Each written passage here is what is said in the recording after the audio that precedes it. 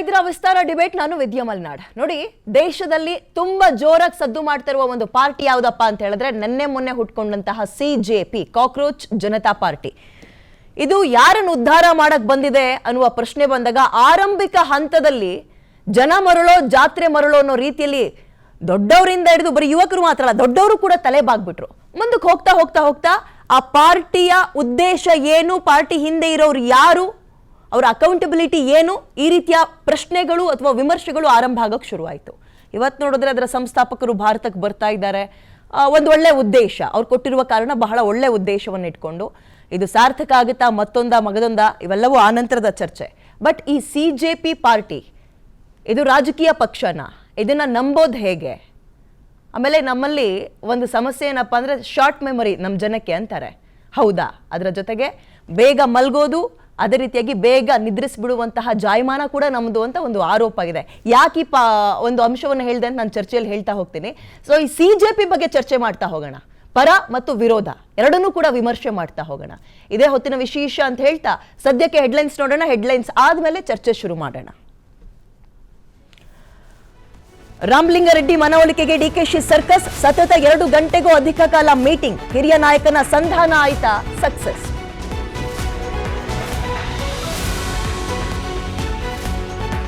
ಭಾರತಕ್ಕೆ ಆಗಮಿಸಿದ ಕಾಕ್ರೋಚ್ ಸಂಸ್ಥಾಪಕ ದೀಪ್ಗೆ ಡೆಲ್ಲಿಯ ಜಂತರ್ ಮಂತರ್ನಲ್ಲಿ ಪ್ರತಿಭಟನೆಗೆ ಸಿದ್ಧತೆ.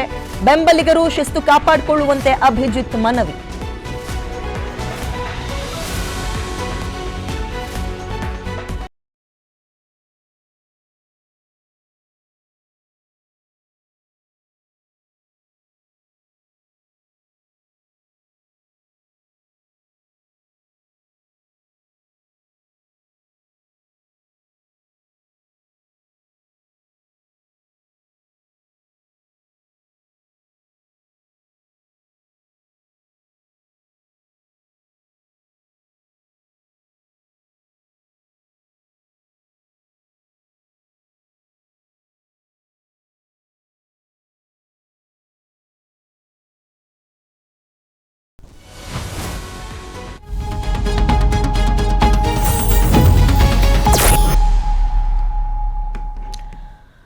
ಸಿಜೆಪಿ ಪಾರ್ಟಿ ಭಾರತದಲ್ಲಿ ಕ್ರಾಂತಿ ಮಾಡುತ್ತಾ ಈ ಕಾಕ್ರೋಚ್ ಪಾರ್ಟಿ? ಈ ಪ್ರಶ್ನೆ ಸದ್ಯಕ್ಕಂತೂ ಇದೆ. ಭಾರತಕ್ಕೆ ಜಿರಳೆಯ ಸಂಸ್ಥಾಪಕ ಅಥವಾ ಜಿರಳೆ ಪಕ್ಷದ ಸಂಸ್ಥಾಪಕ ಆಗಮಿಸಿದ್ದಾರೆ. ಕನ್ನಡದಲ್ಲಿ ಹೇಳಿದ್ರೆ ನಿಮಗೆ ಸ್ವಲ್ಪ ವಿಚಿತ್ರ ಅಂತ ಅನಿಸ್ಬೋದು. ಸಿಜೆಪಿ ಅಂತಾನೆ ತಗೊಳ್ಳೋಣ ಬಿಡಿ. ಜನ್ಸಿಗಳನ್ನೇ ಟಾರ್ಗೆಟ್ ಮಾಡಿದೆ. ಅಭಿಜಿತ್ ದೀಪ್ಗೆ ಅವರ ಸೋಷಿಯಲ್ ಮೀಡಿಯಾ ಅಕೌಂಟ್ ಆಗಿರ್ಬೋದು ಅಥವಾ ಅವರ ಕಾನ್ಸೆಪ್ಟ್ ಆಗಿರ್ಬೋದು ಸಂಚಲನವನ್ನ ಸೃಷ್ಟಿ ಮಾಡ್ತಾ ಇದೆ. ಇವತ್ತು ಜಂತರ್ ಮಂತರ್ನಲ್ಲಿ ಶಾಂತಿಯುತ ಪ್ರೊಟೆಸ್ಟ್ಗೆ ಕರೆ ಕೊಟ್ಟಿದ್ದಾರೆ. ಕಾಕ್ರೋಚ್ ಪಾರ್ಟಿ ಆಮ್ ಆದ್ಮಿ ಪಕ್ಷದ ಪ್ರತಿರೂಪನ, ಈ ಅನುಮಾನ ಕೂಡ ಸದ್ಯಕ್ಕಿದೆ. ಕಾಕ್ರೋಚ್ ವರ್ಸಸ್ ಹಿಟ್, ಗೆಲ್ಲೋದು ಯಾರು ಹಾಗಾದ್ರೆ? ನೀಟ್ ಪರೀಕ್ಷಾ ಅಕ್ರಮದ ವಿರುದ್ಧ ಸಿಜೆಪಿ ಪ್ರತಿಭಟನೆ ನಡೆಸ್ತಾ ಇದ್ದು, ಧರ್ಮೇಂದ್ರ ಪ್ರಧಾನ ರಾಜೀನಾಮೆಗೆ ಆಗ್ರಹಿಸಿ ಪ್ರೊಟೆಸ್ಟ್ ಮಾಡ್ತಾ ಇದೆ. ನಿರುದ್ಯೋಗಿಗಳಾಗಿ ವ್ಯಂಗ್ಯಾತ್ಮಕ ರಾಜಕೀಯ ಚಳುವಳಿಯನ್ನ, ನಿರುದ್ಯೋಗಿಗಳಿಗಾಗಿ ವ್ಯಂಗ್ಯಾತ್ಮಕ ರಾಜಕೀಯ ಚಳುವಳಿಯನ್ನ ಆರಂಭ ಮಾಡಿದ್ದಾರೆ. ಸಿಜೆಪಿ ಸಂಸ್ಥಾಪಕ ಅಭಿಜಿತ್ ದೀಪ್ಗೆಗೆ ಒಂದು ಕಡೆ ಬಂಧನದ ಭೀತಿ ಕೂಡ ಎದುರಾಗ್ತಾ ಇದೆ. ಇದರ ನಡುವೆ ಹೇಗೆ ಹ್ಯಾಂಡಲ್ ಮಾಡ್ತಾರೆ ಅನ್ನುವಂಥದ್ದು ಕುತೂಹಲ.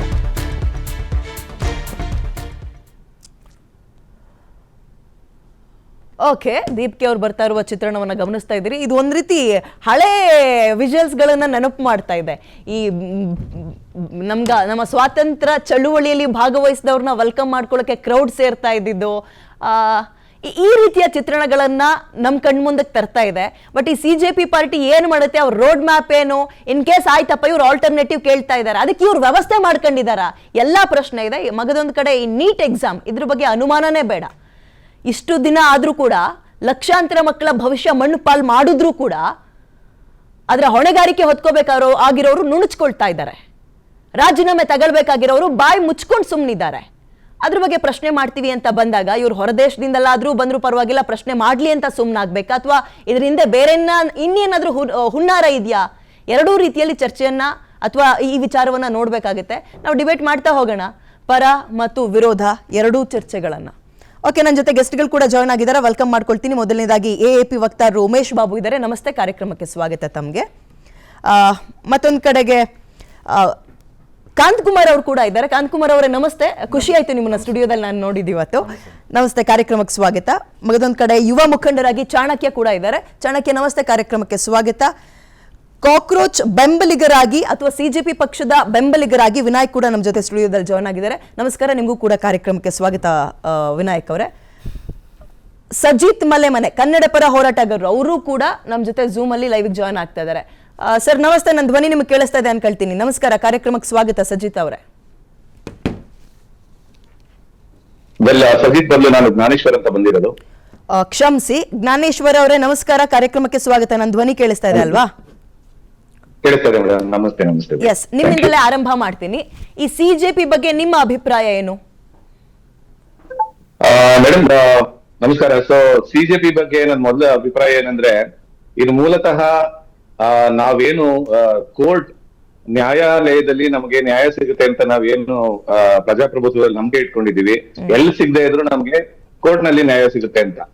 ಯಾವಾಗ ಈ ಹೊಸ ಜನರೇಷನ್ಗೆ ಎಸ್ಪೆಷಲಿ ನಿರುದ್ಯೋಗಿಗಳಿಗೆ ಕೋರ್ಟ್ ನಲ್ಲೇ ಈ ರೀತಿ ಒಂದು ಜಡ್ಜಿನಿಂದ, ಸುಪ್ರೀಂ ಜಡ್ಜ್ ಇಂದ ಈ ರೀತಿ ಒಂದು ಕಮೆಂಟ್ಸ್ ಬಂದವಾಗ ಖಂಡಿತವಾಗ್ಲೂ ಆಲ್ರೆಡಿ ಫ್ರಸ್ಟ್ರೇಟ್ ಆಗಿರುವಂತ ಯುವ ಸಮುದಾಯಕ್ಕೆ ಅದೊಂದು ಚಾಲೆಂಜ್ ಅನ್ಸುತ್ತೆ. ಮತ್ತೆ ಹತಾಶೆ ಜೊತೆಗೆ ಒಂದಷ್ಟು ಜನ ಹತಾಶೆನಲ್ಲಿ ಇಲ್ದಿರ ಅವರ ಒಂದು ಮನಸ್ಥಿತಿ ಸ್ಪಿರಿಟ್ಸ್ ಜಾಸ್ತಿ ಆಗಿ ಸರ್ಕಾರನ ಪ್ರಶ್ನೆ ಮಾಡುವಂತ ವಿಚಾರ ಬಂದೇ ಬರುತ್ತೆ.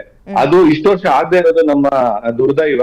ಅಟ್ಲೀಸ್ಟ್ ಈ ಬಿಜೆಪಿ ಕಾಂಗ್ರೆಸ್ ಪಾರ್ಟಿಯಿಂದ ಒಂದಷ್ಟು ಜನಗಳು, ಎಸ್ಪೆಷಲಿ ಯಂಗ್ಸ್ಟರ್ಸ್, ಅದು ವಿರೋಧವಾಗಿ ಮಾತಾಡ್ತಾ ಇರೋದು ತುಂಬಾ ದೊಡ್ಡ ಬೆಳವಣಿಗೆ, ಕ್ರಾಂತಿಕಾರಿ ಬೆಳವಣಿಗೆ ಅಂತ ನಾನು ಹೇಳ್ತೀನಿ. ಮತ್ತೆ ನಾವ್ ಯಾವಾಗ್ಲೂ ಹೋರಾಟದವರು ಪ್ರತಿ ಬಾರಿ ಹೇಳ್ತೀವಿ, ಹೇಗೆ ಕುವೆಂಪು ಅವ್ರು ಹೇಳ್ತಾರೆ, ಬಡಿದ ಬರಿಸು ಅಂತ. ಆ ರೀತಿ ಅದು ಎದ್ದಿರೋದು ತುಂಬಾ ಕಂಗ್ರಾಚುಲೇಟ್ ಮಾಡ್ತೀನಿ, ನಾನು ಅಭಿನಂದನೆ ಸಲ್ಲಿಸ್ತೀನಿ. ಇದು ತುಂಬಾ ಕ್ರಾಂತಿಕಾರಿ ಮತ್ತೆ ವೆರಿ ಫ್ರಸ್ಟ್ರೇಟಿಂಗ್. ಅಂದ್ರೆ it is the mirror of Indian present situation ಅಂತ. ಅಂದ್ರೆ ಜಾಬ್ ಇರ್ಬೋದು ಅದೆಲ್ಲ. ಸೊ ಏನ್ ಪ್ರಾಮಿಸಸ್ ಸರ್ಕಾರಗಳು, ಯಾವ್ದೇ ಸರ್ಕಾರ ಇರ್ಬೋದು, ಪ್ರಾಮಿಸಸ್ ಏನ್ ಹೇಳ್ತಾರೆ ಔಟ್ ಆಫ್ ಪ್ರಪೋರ್ಷನ್ ಪ್ರಾಮಿಸ್ ಮಾಡ್ತಾರೆ. ಬಟ್ ಅದನ್ನ ನಡೆಸ್ಕೊಂಡವಾಗ ಅದರಲ್ಲಿ ಕಿಂಚಿತ್ ಒಂದು 10% ಕೂಡ ಮಾಡದೇ ಇರುವಾಗ ಈ ತರ ಒಂದು ಆಗ್ತಾ ಇರೋದು ಒಂದೇ ಒಳ್ಳೆ ಬೆಳಗ್ಗೆ. ತಮ್ಗೆ ಗೊತ್ತು, ಈ ಇದ್ರಲ್ಲೂ ಕೂಡ ನೇಪಾಳದಲ್ಲೂ ಕೂಡ ಬೇರೆ 35-40 ವರ್ಷದ ಒಳಗಡೆ ಇರೋಂತ ಪ್ರೈಮ್ ಮಿನಿಸ್ಟರ್ ಆಗಿದ್ದಾರೆ.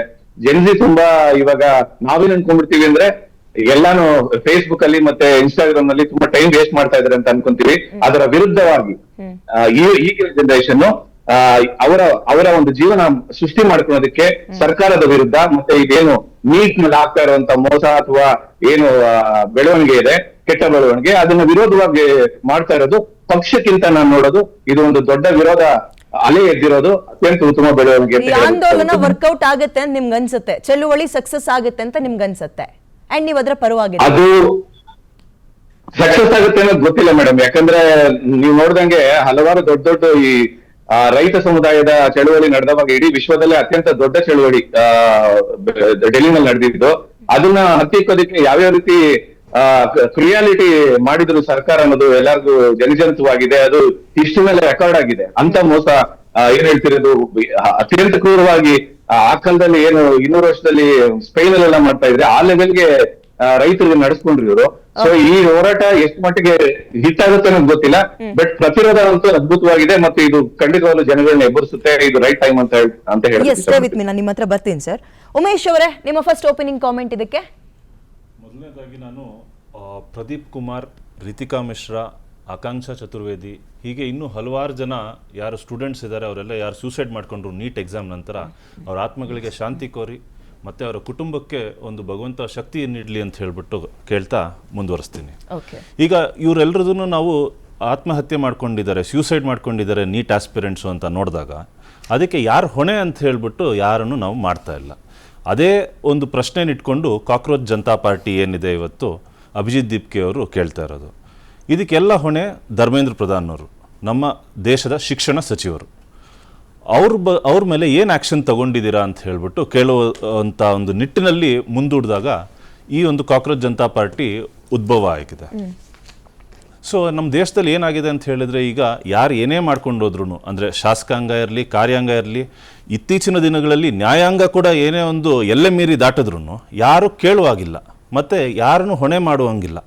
ಸೊ ಅವ್ರು ಇಷ್ಟ ಬಂದಂಗೆ ಒಂದು ಎಲೀಟ್ ಕ್ಲಬ್ ಮಾಡ್ಕೊಂಡ್ಬಿಟ್ಟು ನಡೆಸ್ತಾ ಇದ್ದಾರೆ ನಮ್ಮ ದೇಶನ.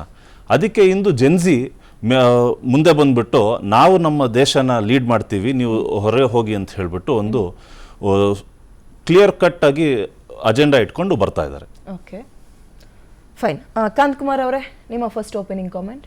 ಆ್ಯಕ್ಚುಲಿ ಮ್ಯಾಮ್, ಈಗ ಏನು CJ ಚೀಫ್ ಜಸ್ಟಿಸ್ ಆಫ್ ಇಂಡಿಯಾದ ಸೂರ್ಯಕಾಂತ್ ಸರ್ ಏನು ಹೇಳಿದ್ದಾರೆ ಅದನ್ನು ಅವರಿಗೆ ನಾವು ಧನ್ಯವಾದ ತಿಳಿಸ್ಬೇಕಾಗುತ್ತೆ. ಅವ್ರೇನು ಹೇಳಿದ್ದಾರೆ ಅಂದರೆ, ಯುವಕರಿಗೆ ಇವತ್ತು ನಮ್ಮ ದೇಶದಲ್ಲಿರೋಂಥ ಯುವಕರು ಪ್ರಶ್ನೆ ಮಾಡಿ ಅಂತ ಕೇಳಿದ್ದಾರೆ. ಅಂದರೆ ಯಾವುದೇ ಒಂದು ಸಮಸ್ಯೆಗೆ ಇವತ್ತು ಪ್ರಶ್ನೆ ಮಾಡಿಲ್ಲ ಅಂತಂದರೆ ಯಾವುದೂ ಬದಲಾವಣೆ ಆಗಲ್ಲ. ಪ್ರತಿಯೊಬ್ಬರೂ ಎದ್ದು ಪ್ರಶ್ನೆ ಮಾಡಬೇಕು. ಈಗ ಸರ್ಕಾರ ಯಾಕೆಂದರೆ ಏನು ಪ್ರಾಮಿಸ್ ಮಾಡಿರುತ್ತೆ ಅದು 100 ಪ್ರಾಮಿಸಲ್ಲಿ ಒಂದು 10% ಫುಲ್ಫಿಲ್ ಮಾಡ್ತಾ ಇಲ್ಲ. ಇವತ್ತು ಪ್ರತಿಯೊಂದು ಎಕ್ಸಾಮ್ಸಲ್ಲೂ ಏನೋ ಸ್ಕ್ಯಾಮ್ ಆಗ್ತಾ ಇದೆ. ಬರೀ ಸೆಂಟ್ರಲ್ ಗೌರ್ಮೆಂಟ್ ಅಂತಲ್ಲ, ಸ್ಟೇಟ್ ಆಗಿರ್ಬೋದು, ಪ್ರತಿಯೊಬ್ಬರು ಯುವಕರು ಇವತ್ತೇನಾಗ್ತಿದೆ ಅಂತಂದರೆ day by day death, suicide ಮಾಡ್ಕೊತಿದ್ದಾರೆ. ಬಿಕಾಸ್ ಇದಕ್ಕೆಲ್ಲ ಯಾರು ನೇರ ಹೊಣೆ ಯಾರತ್ತಂದರೆ ಸರ್ಕಾರ. ಈಗ ಒಂದು ಸ್ಟೇಟ್ ಗೌರ್ಮೆಂಟ್ ಇರ್ಬೋದು, ಸೆಂಟ್ರಲ್ ಗೌರ್ಮೆಂಟ್ ಇರ್ಬೋದು, ಯುವಕರು ಎಲ್ಲರೂ ಒಗ್ಗಟ್ಟಾಗಿ ಸರ್ಕಾರ ಇವತ್ತು ಶಿಕ್ಷಣ ಸಚಿವರು, ಈಗ ಸೆಂಟ್ರಲ್ ಗೌರ್ಮೆಂಟ್ ಅಲ್ಲ, ಶಿಕ್ಷಣ ಸಚಿವರು ಅವರು ಜವಾಬ್ದಾರಿ ಆಗ್ತಾರೆ. ಈಗ ಒಂದು NTA national testing agency exams conduct ಮಾಡಿದ್ದಾರೆ ಅಂತಂದರೆ ಅಲ್ಲಿ ಸ್ಟ್ರಿಕ್ಟ್ ಆ್ಯಕ್ಷನ್ ತೊಗೊಂಡಿಲ್ಲ ಅಂತಂದರೆ ಇವತ್ತು ತೊಗೊಂಡಿದ್ದಿದ್ರೆ ಇಷ್ಟೆಲ್ಲ ಪರಿಸ್ಥಿತಿ ಆಗ್ತಾನೆ ಇರಲಿಲ್ಲ. ಇವತ್ತು ನೀಟ್ ಒಂದು ಇನ್ಸಿಡೆಂಟ್ ಅಂತಲ್ಲ ಮೇಡಮ್, ಬರೀ ನೀಟ್ ಒಂದೇ ಸ್ಕ್ಯಾಮ್ ಆಗ್ತಾ ಇಲ್ಲ. ಪ್ರತಿ ಒಂದು ಎಕ್ಸಾಮ್ಸು ಇವತ್ತು ಬರೀ ಸ್ಟೂಡೆಂಟ್ ಸಫರ್ ಆಗ್ತಾ ಇಲ್ಲ, ಅವ್ರ ಪೇರೆಂಟ್ಸ್ ಸಫರ್ ಆಗ್ತಿದ್ದಾರೆ. ಈ ನಮ್ಮ ದೇಶ more than 65%, 15 to 35 age limit ಏನಿದೆ, ಮೋರ್ ದೆನ್ 65% ನಮ್ಮ ದೇಶದಲ್ಲಿ ಪಾಪ್ಯುಲೇಷನ್ ಇರೋದು ಯುವಕರು. ಅವ್ರ ಪರವಾಗಿ ರಾಜ್ಯ ಆಗಿರ್ಬೋದು, ದೇಶ ಆಗಿರ್ಬೋದು, ತುಂಬ ಯಾವುದೇ ಒಂದು ಸಮಸ್ಯೆನ ತುಂಬ ಗಂಭೀರವಾಗಿ ತೊಗೊಬೇಕು. ಇವ್ರು ಏನು ಮಾಡ್ತಾ ಇದ್ದಾರೆ ಅಂದರೆ ನೆಗ್ಲೆಕ್ಟ್ ಮಾಡ್ತಾ ಇದ್ದಾರೆ. ಈ ಒಂದು ನೆಗ್ಲಿಜೆನ್ಸಿಯಿಂದ ಇವತ್ತು ಈ ಒಂದು CJ ಏನಿದು CP ಇದು ಕಾಕ್ರೋಚ್ ಜನತಾ ಪಾರ್ಟಿ ಏನು CJP ಪಾರ್ಟಿ ಏನು ಉಟ್ಕೊಂಡಿದೆ, because of negligency, government negligency. Central government ಇರ್ಬೋದು, ಈ ಸಂದರ್ಭದಲ್ಲಿ ಈ ರೀತಿಯ ಪಕ್ಷ ಅನ್ನೋದಕ್ಕಿಂತ ಮೇಡಮ್, ಇದು ಜನಪರವಾಗಿ, ಯುವಕರ ಪರವಾಗಿ ದಿನನಿತ್ಯ ಯಾವುದೇ ಸಮಸ್ಯೆಗಳಿಗೆ ಇವರು ಎಚ್ಚೆತ್ಕೊಂಡಿಲ್ಲ ಅಂತಂದ್ರೆ ಸೋಷಿಯಲ್ ಮೀಡಿಯಲ್ಲಿ ಆಗಿರ್ಬೋದು, ಇನ್ ಪರ್ಸನ್ ಇರ್ಬೋದು, ಹೋರಾಟ ಮಾಡಲಿಲ್ಲ ಅಂತಂದ್ರೆ ಇವತ್ತಿನ ದಿನಗಳಲ್ಲಿ ಇವರು ಏನು ಗೌರ್ಮೆಂಟ್ ಸರ್ಕಾರದಲ್ಲಿರುವಂತಹ ಸಚಿವರಿರ್ಬೋದು, ಮತ್ತೆ MLAಗಳಿರ್ಬೋದು, ಮಧ್ಯವರ್ತಿಗಳನ್ನಿರ್ಬೋದು, ಇವ್ರನ್ನ ಯಾರು ಪ್ರಶ್ನೆ ಮಾಡಿಲ್ಲ ಅಂತಂದ್ರೆ ಪ್ರಾಮಾಣಿಕವಾಗಿ ಏನು ಓದ್ತಾ ಇದ್ದಾರೆ ಅಂಥವ್ರಿಗೆ ಯಾವುದೋ ಒಂದು ನೀಟ್ ಎಕ್ಸಾಮ್ಸ್ ಅಲ್ಲಿ ಒಂದು ಮೆಡಿಕಲ್ ಸೀಟ್ಸ್ ಇರ್ಬೋದು, ಒಂದು IAS IPS ಆಫೀಸರ್ ಆಗೋದಕ್ಕಿರ್ಬೋದು, UPSC ಎಕ್ಸಾಮ್ಸ್ ಇರ್ಬೋದು, ಸ್ಟೇಟ್ ಎಕ್ಸಾಮ್ಸ್ ಇರ್ಬೋದು, SSC ಎಕ್ಸಾಮ್ ಇರ್ಬೋದು, RBI ಎಕ್ಸಾಮ್ ಇರ್ಬೋದು, ಪ್ರತಿಯೊಂದು ಎಕ್ಸಾಮ್ಸ್ ಅಲ್ಲೂ ಸ್ಕ್ಯಾಮ್ ಆಗ್ತಾ ಇದೆ. ಅಂದ್ರೆ ಇವರು ಕ್ವಶನ್ ಪೇಪರ್ ಪ್ರಿಪೇರ್ ಮಾಡೋರೇ ಇವ್ರು ಲೀಕ್ ಮಾಡ್ಕೊಂಡು ಬೇಕಾದವರಿಗೆ ಸೇಲ್ ಮಾಡ್ಕೊಂತಾರ ಅಂತಂದ್ರೆ, ಪ್ರಾಮಾಣಿಕ ಅಭ್ಯರ್ಥಿಗಳಿಗೆ ನ್ಯಾಯ ಬೇಕು ಅಂತಂದ್ರೆ ಈ ಒಂದು ಆಂದೋಲನ ತುಂಬಾ ಇಂಪಾರ್ಟೆಂಟ್. ಚಳವಳಿಗಳು ಆಗ್ಬೇಕು, ಅದು ಪ್ರಾಮಾಣಿಕವಾಗಿ ಆಗ್ಬೇಕು ಅಂತ ಹೇಳೋದು ನಮ್ಮ ಒಪಿನಿಯನ್. ಎಸ್, ಇವತ್ತಿನ ಡಿಬೇಟ್ ಅಥವಾ ಈ ಡಿಬೇಟ್ ಅಲ್ಲ, ಇವತ್ತು ಡಿಸ್ಕಷನ್ ಮಾಡ್ತಿರೋದು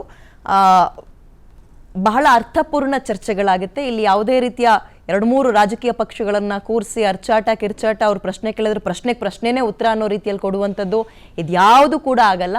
ಆ್ಯಂಡ್ ಎಲ್ಲರೂ ಯುವಕರೇ ಸೇರಿದ್ದಾರೆ. ಯುವಕರಿಗೆ ಏನು ಬೇಕು, ಈ CJP ಅನ್ನುವಂಥದ್ದು ದೇಶಕ್ಕೆ ಅಗತ್ಯ ಇತ್ತ, ಬಹಳ ಅರ್ಥಪೂರ್ಣವಾಗಿ ಪರ ಮತ್ತು ವಿರೋಧ ಎರಡನ್ನೂ ಚರ್ಚೆ ಮಾಡ್ತೀನಿ, ಮಾಹಿತಿಯನ್ನು ನಿಮ್ಗೆ ಕೊಡಿಸ್ತೀನಿ ಅನ್ನೋ ಹೆಮ್ಮೆ ಈ ಕಾರ್ಯಕ್ರಮದ ಮುಖಾಂತರ ನಾನು ಈ ಪ್ರಾಮಿಸಿಂಗ್ ಮಾತುಗಳನ್ನು ಆಡ್ತಾ ಡಿಸ್ಕಷನ್ ಮುಂದುವರಿಸ್ತಾ ಹೋಗೋಣ. ವಿನಾಯಕ್ ಅವರೇ, ನಿಮ್ಮ ಫಸ್ಟ್ ಓಪನಿಂಗ್ ಕಾಮೆಂಟ್ ಈ CJP ಉದ್ದೇಶದ ಬಗ್ಗೆ. ಸಾರಾಸಗಟು ನನ್ನನ್ನು ಈ CJP ಪಕ್ಷದ ಬೆಂಬಲಿಗ ಅಂದ್ಬಿಟ್ರಿ. ನಾನು ಕಾಂಗ್ರೆಸ್ ಪಕ್ಷದ ಮುಖಂಡ ಇದ್ದೀನಿ. ಈ CJP ಅಥವಾ ಕಾಕ್ರೋಚ್ ಜನತಾ ಪಾರ್ಟಿ ಅನ್ನೋದು ಶುರುವಾದಾಗ ಅಥವಾ ಬಹುಶಃ 1-2 ದಿನದವರೆಗೆ ಒಂದು ಆಂದೋಲನವಾಗಿತ್ತು. ಆಂದೋಲನ ಅಥವಾ ಚಳುವಳಿಯ ಬೆಂಬಲಕ್ಕೆ ನಾನು ಅಥವಾ ನನ್ನಂತ ಅಥವಾ ನನ್ನ ಪಕ್ಷ ನಿಲ್ಲುತ್ತೆ. ಯಾಕೆ ಅಂದರೆ, ಒಂದು ಆಳುತ್ತಿರುವ ಸರ್ಕಾರ, ಕೇಂದ್ರ ಒಕ್ಕೂಟ ಸರ್ಕಾರದ ವಿರುದ್ಧ, ಅವರು ಮಾಡುತ್ತಿರುವ ತಪ್ಪುಗಳ ವಿರುದ್ಧ ಒಂದು ಸಮಾನ ಮನಸ್ಕರರ ಒಂದಷ್ಟು ಗುಂಪು ಏನೋ ಒಂದು ಚಳುವಳಿ ಮಾಡ್ತಿದೆ, ಏನೊಂದು ಹೋರಾಟ ಮಾಡ್ತಿದೆ ಅಂದರೆ ಅದಕ್ಕೆ ಬೆಂಬಲವಾಗಿ ನಿಲ್ಲುವುದು ವಿಪಕ್ಷಗಳಾಗಿ ನಮ್ಮ ಆದ್ಯ ಕರ್ತವ್ಯ. ಅದನ್ನು ಕಾಂಗ್ರೆಸ್ಸೂ ಮಾಡಿದೆ. ಬಹಿರಂಗವಾಗಿ ಕಾಂಗ್ರೆಸ್ ಎಲ್ಲೂ ಈ ಹೋರಾಟಕ್ಕೆ ಈ 1-2 ದಿನಗಳಲ್ಲಿ ಬೆಂಬಲವನ್ನು ಘೋಷಣೆ ಮಾಡ್ದಂಗಂತೂ ನನಗೆ ಕಂಡಿಲ್ಲ. ನಾನು ಅಷ್ಟೇ ಈ ಹೋರಾಟಕ್ಕೆ, ಈ ಯುವಕರ ಚಿಂತನೆಗಳಿಗೆ ಬೆಂಬಲವಾಗಿ ನಿಲ್ಲಬೇಕು ಅಂತ ನಾನು ಅನ್ಕೊಂಡಿದ್ದೀನಿ. ಅದನ್ನು ನಾವು ಮಾಡ್ತೀವಿ. ಜೊತೆಗೆ ಇದರ ನಿಲುವುಗಳ ಬಗ್ಗೆ, ಇದು ಯಾಕೆ ಹೋರಾಟ ಶುರುವಾಯಿತು, ನಮ್ಮ ಪಾತ್ರಗಳೇನು ಅನ್ನೋದನ್ನು ನಾವು ಮುಂದಿನ ಚರ್ಚೆಗಳಲ್ಲಿ ನಾವು ಮಾತಾಡೋಣ. ಈ ಹೋರಾಟ ಒಂದು ನನ್ನ ಆಶಯನ ಮಾತ್ರ ನನಗೆ ಮೊದಲೇ ಹೇಳ್ಬಿಡ್ತೀನಿ, ಕಡೆಗೆ ಹೇಳಬೇಕಾಗಿರುವ ವಿಷಯವನ್ನು ನಾನು ಮೊದಲೇ ಹೇಳ್ಬಿಡ್ತೀನಿ. ನೇಪಾಳದಲ್ಲಾಗಿರೋದು ನೋಡಿದ್ದೀವಿ, ಬಾಂಗ್ಲಾಲ್ಲಾಗಿರೋದು ನೋಡಿದ್ದೀವಿ, ಶ್ರೀಲಂಕಾಲಾಗಿರೋದು ನೋಡಿದ್ದೀವಿ, ಜಗತ್ತಿನ ಬೇರೆ ಬೇರೆ ಭಾಗಗಳಲ್ಲಿ ಈ ಥರ ಹೋರಾಟಗಳನ್ನಾಗೋದು ನೋಡಿದ್ದೀವಿ. ಅಲ್ಲೆಲ್ಲ ಈ ಇಂಥ ಹೋರಾಟಗಳು ಭಾಳ ಸಾಮಾನ್ಯವಾಗಿ ಏನಂತಾರೆ ಪಬ್ಲಿಕ್ ಔಟ್ರೇಜ್ ಆಗಿ ಏನಂತಾರೆ ರೈಟ್ಗಳಾಗಿರೋದು ನೋಡಿದ್ದೀವಿ.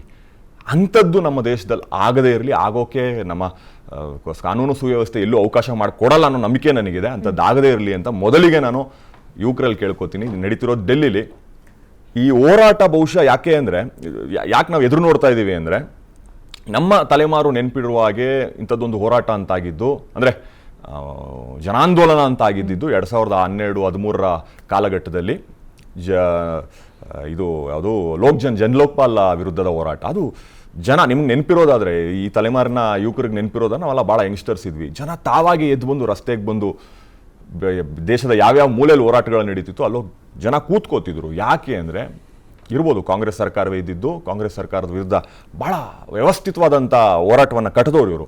ಕಟ್ಟಿದ ನಂತರ ಪಕ್ಷವಾಗಿ ರಚನೆ ಆಯಿತು. ಆ ಹೋರಾಟಕ್ಕೆ ಜನರನ್ನ ಯಾವುದೇ ಆಮಿಷಗಳಿಲ್ಲದೆ ಹುನ್ನಾರ ಸಿಜೆಪಿಲ್ಲೂ ಇದೆ ಅನ್ನೋದೇ ಪ್ರಶ್ನೆ. ಕೇಳಿಸ್ಕೊಳ್ಳಿ, ಅದೇ ಪ್ರಶ್ನೆ. ಚಕ್ರ ತಿರುಗಿದೆ. ಅವತ್ತು ಕಾಂಗ್ರೆಸ್ ಅಥವಾ UPA ವಿರುದ್ಧ ಇದ್ದಿದ್ದು ಇವತ್ತು ಬಿಜೆಪಿ ಹಜಾರೆ ಅವರ ಉದ್ದೇಶ ಏನಿತ್ತು, ಅದಾದ್ಮೇಲೆ ಪಾರ್ಟಿ ಹೆಂಗ್ ಕನ್ವರ್ಟ್ ಆಯ್ತು, ಈಗ ಅವ್ರೇನ್ ಮಾಡಿದ್ರು ಅಂಥದ್ದೇ ಹುನ್ನಾರನ ಇಲ್ಲೂ ಅನ್ನೋದೇ ಪ್ರಶ್ನೆ. ಮಾಡ್ಲಿ ತೊಂದರೆ ಇಲ್ಲ. ಆ ರೀತಿ ಒಂದು ಪಾರ್ಟಿ ಹುಟ್ಟೋದಾದ್ರೆ ಯಾವುದೇ ರೀತಿ ಸಮಸ್ಯೆ ಇಲ್ಲ. ದೇಶಕ್ಕೆ ಸುಮಾರು ಪಾರ್ಟಿಗಳು ಬಂದಿವೆ, ಸುಮಾರು ನಾಯಕರುಗಳು ಹುಟ್ಕೊಂಡಿದ್ದಾರೆ. ಆ ರೀತಿ ಒಬ್ಬ ನಾಯಕ ಹುಟ್ಟೋದಾದ್ರೆ ನಮಗೇನು ಸಮಸ್ಯೆ ಇಲ್ಲ. ಮುಂದಿನ ಆಶಯ ಅದೇ ಸಿಂಪಲ್, ಯಾವುದೇ ದಾಂಧಲೆಗಳು ನಡೀದೇ ಇರಲಿ, ಕ್ರಾಂತಿಗಳು ನಡೀದೇ ಇರಲಿ ಅಂತ ಈ ಮೂಲಕ ಮೊದಲೇ ನಾನು ಕೇಳ್ಕೊಂಡ್ಬಿಡ್ತೀನಿ. ಮುಂದಿನ ಚರ್ಚೆಗಳನ್ನ ಮಾಡೋಣ. ಎಸ್, ಚಾಣಕ್ಯ ಅವರೇ, ನಿಮ್ಮ ಫಸ್ಟ್ ಓಪನಿಂಗ್ ಕಾಮೆಂಟ್, ಪರನ ವಿರೋಧನೇ ಮೇಡಮ್? ಯಾಕಂತ ಹೇಳಿದ್ರೆ, ಇವತ್ತು ಕಾಕ್ರೋಚ್ ಜನತಾ ಪಾರ್ಟಿ ಏನು ಉಟ್ಕೊಂಡಿದೆ, ಇದು ಸೋಷಿಯಲ್ ಮೀಡಿಯಾ ಟ್ರೆಂಡಿಂಗ್ ಅಷ್ಟೇ. ಇದು ಯಾವುದೇ ಕಾರಣಕ್ಕೂ ಮುನ್ನೆಲೆಗೆ ಬರಲ್ಲ ಅಂತ ಹೇಳಿ ನಾನು ಬಹಳ ಸ್ಪಷ್ಟವಾಗಿ ಹೇಳ್ತೀನಿ. ಯಾತಕ್ಕಂತ ಹೇಳಿದ್ರೆ, ಇವತ್ತು ರಾತ್ರೋರಾತ್ರಿ ಉಟ್ಕೊಂಡಂತ ಒಂದು ಪಕ್ಷ ಇವತ್ತು ಸೋಷಿಯಲ್ ಮೀಡಿಯಾ, ಸಾಮಾಜಿಕ ಜಾಲತಾಣದಲ್ಲಿ ಏನು ವ್ಯೂವರ್ಸ್ ಆಗಿರ್ಬೋದು ಅಥವಾ ಫಾಲೋವರ್ಸ್ ಆಗಿರ್ಬೋದು, ಅದರದ ಮೇಲೆ ನಾವು ಈ ಪಕ್ಷ ಎಲ್ಲೋ ಮುನ್ನೆಲೆಗೆ ಬಂದು ದೇಶದಲ್ಲಿ ಏನೋ ಒಂದು ಇತಿಹಾಸ ಸೃಷ್ಟಿ ಮಾಡುತ್ತೆ ಅಂತ ನಾವು ಹೇಳಕ್ ಬರೋದಿಲ್ಲ. ಯಾತಕ್ಕಂತ ಹೇಳಿದ್ರೆ, ಇವತ್ತು ಜನಪರವಾಗಿ ಮಾತನಾಡ್ತಕ್ಕಂಥ ಒಂದು ಉದ್ದೇಶವನ್ನ ಇಟ್ಟುಕೊಂಡು ರಾಜಕಾರಣ ಮಾಡಬೇಕಾಗಿದೆ. ಪ್ರಸ್ತುತ ಪ್ರಜಾಪ್ರಭುತ್ವ ವ್ಯವಸ್ಥೆಯಲ್ಲಿ ಇವತ್ತು ಜನರಿಗೆ ಏನ್ ನೀಡಿದೆ, ಜನರಿಗೆ ಏನು ಮೂಲಭೂತ ಸೌಕರ್ಯದಲ್ಲಿ ಏನು ಕೊರತೆ ಇದೆ, ಈ ವಿಚಾರವನ್ನ ಇಟ್ಟುಕೊಂಡು ರಾಜಕಾರಣ ಮಾಡಿ ಜನತೆಗೋಸ್ಕರ ನಾವು ರಾಜಕಾರಣ ಮಾಡಬೇಕು ಅನ್ನುವಂಥದ್ದು ಮೂಲ ಉದ್ದೇಶ ಇಟ್ಕೋಬೇಕು. ಆದ್ರೆ ಇವತ್ತು ಈ ಪಾರ್ಟಿ ಏನ್ ಮಾಡ್ತಾ ಇದೆ ಅಂತ ಹೇಳಿದ್ರೆ, ಎಲ್ಲೋ ವಿದೇಶದಲ್ಲಿ ಕೂತ್ಕೊಂಡು ಇವರು ಇವತ್ತು ಕೇಂದ್ರ ಸರ್ಕಾರವನ್ನ ಒಂದು ಅವಮಾನ ಮಾಡಬೇಕು, ಅಲ್ಲಿರ್ತಕ್ಕಂಥ ನಾಯಕರ ವಿರುದ್ಧ ತೊಡೆ ತಟ್ಟಬೇಕು ಅಥವಾ ಆ ಪಕ್ಷಕ್ಕೆ ಡ್ಯಾಮೇಜ್ ಮಾಡಬೇಕು ಅಂತ ಒಂದು ನಿಟ್ಟಿನಲ್ಲಿ ಇವತ್ತು ಇವರು ಒಂದು ಉದ್ದೇಶವನ್ನ ಇಟ್ಕೊಂಡು ಬಂದಿದ್ದಾರೆ. ಇದು ಸರಿಯಲ್ಲ. ಬಟ್ ಯುವಕರಲ್ಲಿ ನಾನು ಮನವಿ ಮಾಡ್ತಾ ಇದ್ದೀನಿ, ಇವತ್ತು ಹೋರಾಟಗಳು ಮಾಡಿ, ಬಟ್ ಒಳ್ಳೆ ಉದ್ದೇಶ ಇಟ್ಕೊಂಡು ಮಾಡಿ, ಒಂದು ಪ್ರಾಮಾಣಿಕತನ ಇಟ್ಕೊಂಡು, ಒಂದು ಬದ್ಧತೆ ಇಟ್ಕೊಂಡು ಮಾಡಿ. ಸರಿ ಇಲ್ಲ ಅಂತೀರಾ ಮೇಡಮ್? ಇವತ್ತು ಇವ್ರದ್ದು ಏನಂತಂದ್ರೆ, ಈ ಉದ್ದೇಶಗಳು ಯಾವ ರೀತಿ ಇದೆ ಅಂತ ಹೇಳಿದ್ರೆ, ಇವತ್ತು ಕಾಂಗ್ರೆಸ್ ಪಕ್ಷದ ಒಂದು ಬಿ ಟೀಮ್ ಅಷ್ಟೇ ಇದು. ಈ ಉದ್ದೇಶಗಳು ಯುವಕರ ಪರವಾಗಿ ನಿಂತ್ಕೋಬೇಕು. ಆಯ್ತು ಮೇಡಮ್, ಇವತ್ತು ಈ ದೇಶದ ಹಿತರಕ್ಷಣೆ ಬಗ್ಗೆ, ದೇಶದ ಭದ್ರತೆ ಬಗ್ಗೆ, ರೈತರ ಒಂದು ಹಿತರಕ್ಷಣೆಗೋಸ್ಕರ ಎಲ್ಲಿ ಮಾತಾಡ್ತಾ ಇದೆ ಈ ಪಕ್ಷ? ಸೊ ಫಸ್ಟ್ ಯುವಕರ ಗಮನವನ್ನ ಸೆಳೀತಾ ಇದ್ದಾರೆ. ಎಕ್ಸಾಂಪಲ್ ನೀಟ್ ಎಕ್ಸಾಮ್ನೇ ತಗೊಳ್ಳಿ. ಎಸ್, ರಿಸೈನ್ ಮಾಡ್ರಿ, ನಿಮ್ ಕೈಲಿ ಆ ಹೊಣೆಗಾರಿಕೆ ಒತ್ಕೊಳಕ್ ಆಗ್ಲಿಲ್ಲ, ಜವಾಬ್ದಾರಿ ನಿರ್ವಹಿಸಕ್ ಆಗ್ಲಿಲ್ಲ ಅಂದ್ರೆ ರಿಸೈನ್ ಮಾಡಿ ಅಂತ ಕೇಳತ್ತಪ್ಪ. ರಿಸೈನ್ ಮಾಡಬಹುದು. ಆರಂಭದಲ್ಲಿ ಭ್ರಷ್ಟಾಚಾರ ತೆಗಿತೀವಿ ಅಥವಾ ವಿದ್ಯಾರ್ಥಿಗಳ ಪರವಾಗಿ ನಿಂತ್ಕೊಳ್ತೀವಿ, ಹಿಂಗೆ ಒಳ್ಳೊಳ್ಳೆ ಅಂಶಗಳನ್ನ ಇಟ್ಕೊ ಬಂದಿರೋರು ನಾಳೆ ರೈತರ ಪರವಾಗಿ ಬರ್ತಾರಪ್ಪ. ಈಗಲೇ ಯಾಕೆ ಅವರ ಭವಿಷ್ಯವನ್ನ ನಾವು ಸರಿ ಇಲ್ಲ ಅಂತ ಹೆಂಗ್ ಒಪ್ಕೊಳಕಾಗತ್ತೆ? ಮೇಡಮ್, ಮೊದಲನೇದಾಗಿ ಈ ಕಾಕ್ರೋಚ್ ಜನತಾ ಪಾರ್ಟಿ ರಿಜಿಸ್ಟರ್ ಆಗಿದ್ಯಾ ಎಲೆಕ್ಷನ್ ಕಮಿಷನ್ ಅಲ್ಲಿ?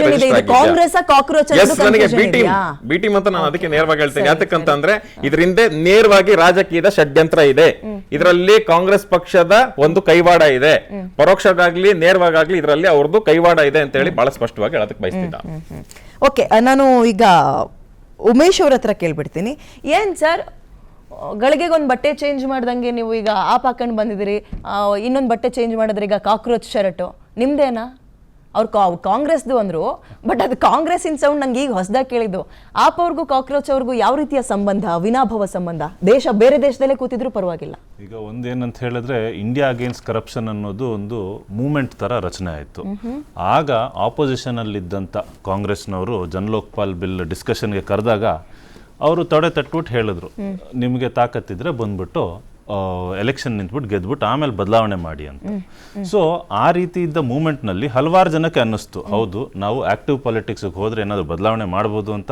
ಅದೇ ಬದಲಾವಣೆಗಳನ್ನು ನಾವು ಡೆಲ್ಲಿನಲ್ಲಿ ತೊಗೊಂಬಂದಿದ್ದೀವಿ ಆಮ್ ಆದ್ಮಿ ಪಾರ್ಟಿಯಿಂದ.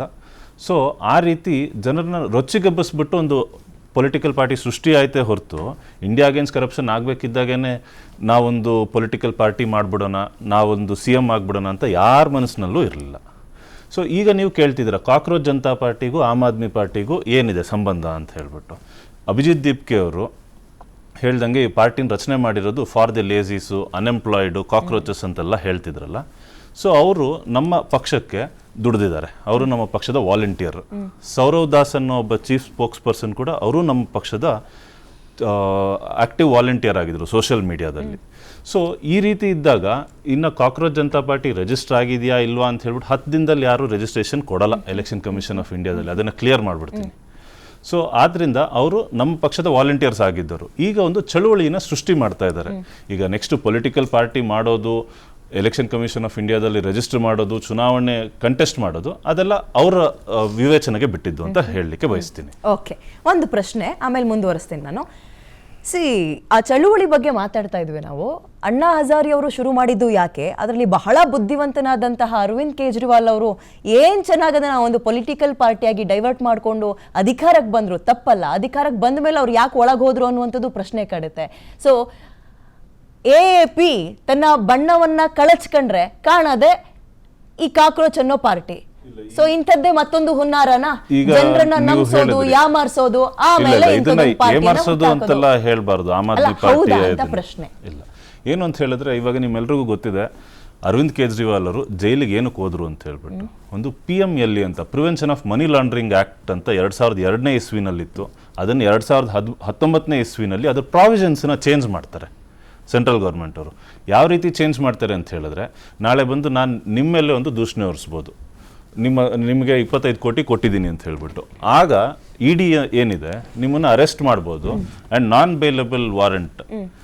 ಬೈಲಬಲ್ ಅಫೆನ್ಸ್ ಅಂತ ಹೇಳ್ಬಿಟ್ಟು ನಿಮ್ಮನ್ನ ಅನ್ಲಿಮಿಟೆಡ್ ಟೈಮ್ಗೆ ಜೈಲಿನಲ್ಲಿ ಕೂರಿಸ್ಬೋದು. ಇಂಥ ಒಂದು ಪ್ರಾವಿಷನ್ನಲ್ಲಿ ಅರವಿಂದ್ ಕೇಜ್ರಿವಾಲ್ ಅವರನ್ನ ಜೈಲಲ್ಲಿ ಇಟ್ಟಿದ್ರು ಹೊರತು ಯಾವುದೇ ಕನ್ವಿಕ್ಷನ್ ಆಗಿಲ್ಲ. ಕನ್ವಿಕ್ಷನ್ ಆಗಿತ್ತು ಅಂತ ಹೇಳಿದ್ರೆ ಅವ್ರು ನೆಕ್ಸ್ಟ್ ಡೇನೇ ರಾಜಕೀಯ ಬಿಟ್ಬಿಡ್ತಾರೆ. ಇದೇ ರೀತಿ ನಾನು ನಿಮ್ಮ ಗಮನನ ಸೋನಮ್ ವಾಂಗ್ಚುಕ್ ಬಳಿ ತಗೊಳ್ಳೋದಕ್ಕೆ ಪ್ರಯತ್ನ ಮಾಡ್ತೀನಿ. 170 ದಿನ ಅವರನ್ನ ಜೈಲಲ್ಲಿ ಇಟ್ಟಿದ್ರು. ಏನ್ ಕನ್ವಿಕ್ಷನ್ ಆಗಿದೆ? ಕನ್ವಿಕ್ಷನ್ ಆಗಿಲ್ಲ. ಇದೆಲ್ಲ ಪ್ರಿವೆಂಟಿವ್ ಡಿಟೆನ್ಷನ್. ಈಗ ಆಡಳಿತಾರೂಢ ಸರ್ಕಾರ ಏನಿದೆ ಅವ್ರಿಗೆ ಭಯ ಏನು ಅಂತ ಹೇಳಿದ್ರೆ, ನಾವು ಜನಗಳಿಗೆ ತೋರಿಸ್ತಾ ಇದ್ದಾರೆ 2047ರಲ್ಲಿ ನಾವೇನೋ ಒಂದು ಅಮೃತ್ ಕಾಲ ಬರುತ್ತೆ ನಮ್ಮ ದೇಶಕ್ಕೆ ಅಂತ ಹೇಳ್ಬಿಟ್ಟು. ಆ ರೀತಿ ಜನಗಳಿಗೆ ಮರಳು ಮಾಚ್ತಿದ್ದಾರೆ ಹೊರತು ಕನ್ವಿಕ್ಷನ್ ಆಗಿರುವಂತ ಯಾವ ಪೊಲಿಟಿಷಿಯನ್ಸು ಇಲ್ಲ. ಓಕೆ, ವಿನಾಯಕ್ ಅವರಿಗೆ ಈ ಪ್ರಶ್ನೆ, CJPಯನ್ನ ಒಬ್ಬ ಯುವಕನಾಗಿ ನಾನು ಸಪೋರ್ಟ್ ಮಾಡ್ತೀನಿ ಅಂದಿದ್ದಕ್ಕೆ ಈ ಪ್ರಶ್ನೆ ಕೇಳ್ತಾ ಇದ್ದೀನಿ. CJPಗೆ ನಾನು ಸೇರ್ಕೋಬೇಕು ಅಂದ್ರೆ ಮಾನದಂಡಗಳನ್ನು ಏನ್ ಹೇಳಿದ್ದಾರೆ ಸರ್ ಅವರು? 11 ಗಂಟೆ ಫೋನಲ್ಲಿ ಕಳಿಬೇಕು, ಸೋಮಾರಿಗಳಾಗಿರ್ಬೇಕು. ಸರಿ ಆಯ್ತು, 11 ಗಂಟೆ ನಾನು ಫೋನ್ ಸ್ಕ್ರಾಲ್ ಮಾಡ್ಕೊಂಡೇ ಇರ್ತೀನಿ. ಏನೇನು ಉಪಯೋಗ ನನಗೆ? ಕಣ್ಣಿಗೆ ಹೊಡ್ತಾ ಬೀಳುತ್ತೆ, ಆರೋಗ್ಯ ಹದಗೆಟ್ಟು ಹೋಗುತ್ತೆ. ಇಂಟರ್ನೆಟ್ಟಿಗೆ ಒಂದು ದುಡ್ಡನ್ನ ನಾನು ದುಡಿಲಿಲ್ಲ ಅಂದ್ರೆ ಇನ್ನೇ ನನ್ನ ತಂದೆ ತಾಯಿನೋ ಅಥವಾ ಮದುವೆ ಆಗಿದ್ರೆ ಗಂಡನ ಹತ್ರ ಹಣ ಇಸ್ಕೊಂಡು ನಾನು ಇಂಟರ್ನೆಟ್ ಯೂಸ್ ಮಾಡಬೇಕು. ಇದರಿಂದ ನಾನು ದೇಶದ ಆರ್ಥಿಕತೆಯನ್ನು ತುಂಬಾ ಸ್ಟ್ರಾಂಗ್ ಮಾಡ್ತೀನಿ ಇಂಟರ್ನೆಟ್ಟಿಗೆ ದುಡ್ಡು ಹಾಕೋದ್ರ ಮುಖಾಂತರ ಅಂತ ಅಂದ್ಕೊಳ್ಳೋದ? ಜವಾಬ್ದಾರಿ ಕೊರತೆ ಅನ್ನೋದು ತುಂಬಾ ಎದ್ದು ಕಾಣ್ತಾ ಇದೆ CJPಲಿ ಅಂತ ಹೇಳೋದ? ಹೌದು, ನೀವು ಹೇಳಿದ್ರಲ್ಲ ಕಡೆಗೆ ಅದೇ ಸತ್ಯ. ಅವರು ಇಟ್ಟಿರುವ ಮಾನದಂಡ ಯಾರು ಇಲ್ಲಿರೋರು ಯಾರು ಕೂಡ ಪೂರ್ತಿ ಮಾಡೋಕೆ ಸಾಧ್ಯ ಇಲ್ಲ. 11 ಗಂಟೆ ಅದಂತೂ ಸಾಧ್ಯ ಇಲ್ಲ. ಫೋನಲ್ಲೇ ಸ್ಕ್ರೋಲ್ ಮಾಡಿ ನನ್ನಿಂದಂತೂ ಸಾಧ್ಯ ಇಲ್ಲ. ದೇಶ ಕಟ್ಟೋದು ಕಮಿಟ್ಮೆಂಟ್ ಸರ್. ಈ ರೀತಿಯಾಗಿ 11 ಗಂಟೆ ಫೋನ್ ನೋಡ್ತಾ ಇರಿ, ಸೋಮಾರಿಗಳಾಗಿರಿ. ಆಮೇಲೆ ಅವತ್ತು ನ್ಯಾಯಮೂರ್ತಿಗಳು ಈ ಕಾಕ್ರೋಚ್ ಅನ್ನೋ ಪದ ಯಾಕೆ ಬಳಸಿದ್ರು, ಯಾವ ಸಮಯದಲ್ಲಿ ಬಳಸಿದ್ರು ಅಂತ ಯಾರು ಕೂಡ ವಿಶ್ಲೇಷಣೆ ಮಾಡಕ್ ಮುಂದೆ ಬರ್ತಾ ಇಲ್ಲ. ಈಗ ಈ ಪಕ್ಷ ಶುರುವಾದ ಕ್ಷಣದ ಬಗ್ಗೆ ಮಾತಾಡೋದು ಇದು ಹೊಸದಲ್ಲ. ಈ ಪಕ್ಷ ಬೀಫ್ ಜನತಾ ಪಾರ್ಟಿ ಅಂತ ಇತ್ತು, ಜುಮ್ಲಾ ಪಾರ್ಟಿ ಅಂತ ಏನೋ ಮಾಡ್ಕೊಂಡಿದ್ರು. ಆ ರೀತಿ ವಿದೇಶಗಳಲ್ಲಿ ನಾನೊಂದಷ್ಟು ರಿಸರ್ಚ್ ಮಾಡಿದಾಗ ನೋಡ್ತೀನಿ. ಅಲ್ಲ, ಹಳೆ ಪಾರ್ಟಿಗಳ ಬಗ್ಗೆ ಮಾತಾಡೋಣ, ಬಟ್ ಈ 11 ಗಂಟೆ ಬಗ್ಗೆ ಮಾತಾಡಿ. CJPಗೆ ನೀವು ಸಪೋರ್ಟ್ ಮಾಡ್ತೀರಾ ಅನ್ನೋದಾದ್ರೆ ನಾನು ನಿಮ್ಮ ಮಾತನ್ನು ಕೇಳ್ತೀನಿ. ನೀವು ತುಂಬಾ ಚೆನ್ನಾಗಿ ಮಾತಾಡ್ತೀರಿ. ಅಲ್ಲಲ್ಲ, ನೀವು ತುಂಬಾ ಚೆನ್ನಾಗಿ ಮಾತಾಡ್ತೀರಿ. ನೀವು ಮಾತಾಡಿದ್ರೆ ಇನ್ಫ್ಲೂಯೆನ್ಸ್ ಆಗ್ತಾರೆ ಜನ.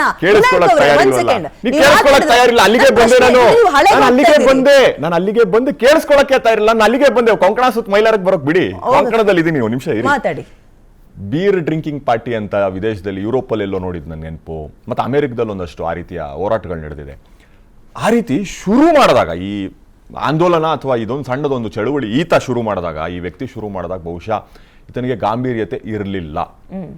ಏನೋ ಬರ್ದ 12 ಗಂಟೆ ಕೂತ್ ಬ್ಲಾ ಬ್ಲಾ ಬ್ಲಾ ಬ್ಲಾ ಬರ್ದ. CJP ಆರಂಭ ಆಗೋಕ್ಕಿಂತ ಮುಂಚೆ ಅವನಿಗೆ ಯಾವುದೇ ಸೀರಿಯಸ್ನೆಸ್ ಇರಲಿಲ್ಲ, ಗಂಭೀರತೆ ಅನ್ನೋದಿರಲಿಲ್ಲ, ದೀಪಿಕೆಗೆ ಗಂಭೀರತೆ ಇರಲಿಲ್ಲ. ಯಾವುದೋ ಒಂದು ಶುರುವಾಗಿದೆ, ಈ ಆಂದೋಲನ ಶುರುವಾಗ್ತಿದ್ದಂಗೆ ಎಲ್ಲೋ ಬಹಳ ಗಂಭೀರವಾಗಿ ಹೋಗ್ತಿದೆ, ಜನ ಅದನ್ನ ತಗೋತಿದ್ದಾರೆ ಅಂದಾಗ ಓಕೆ, ಇದನ್ನ ನಾನು ಬೇಕಾದ್ರೆ ಕನ್ವರ್ಟ್ ಮಾಡಬಹುದು, ಯಾವುದಕ್ಕೆ ಆಂದೋಲನವಾಗಿ ಕನ್ವರ್ಟ್ ಮಾಡಬಹುದು, ಪಕ್ಷವಾಗಿ ಕನ್ವರ್ಟ್ ಮಾಡಬಹುದು ಅನ್ನೋದಷ್ಟೇ. ಅವ್ನು ಶುರು ಮಾಡುವಾಗ ಇದೆಲ್ಲ ಬರ್ದಾಗ ಯಾರು ಸೀರಿಯಸ್ ಆಗಿ ತಗೋತಾರ? ಇದನ್ನ ತಗೊಂಡಿದಾರಲ್ಲ ಜನ.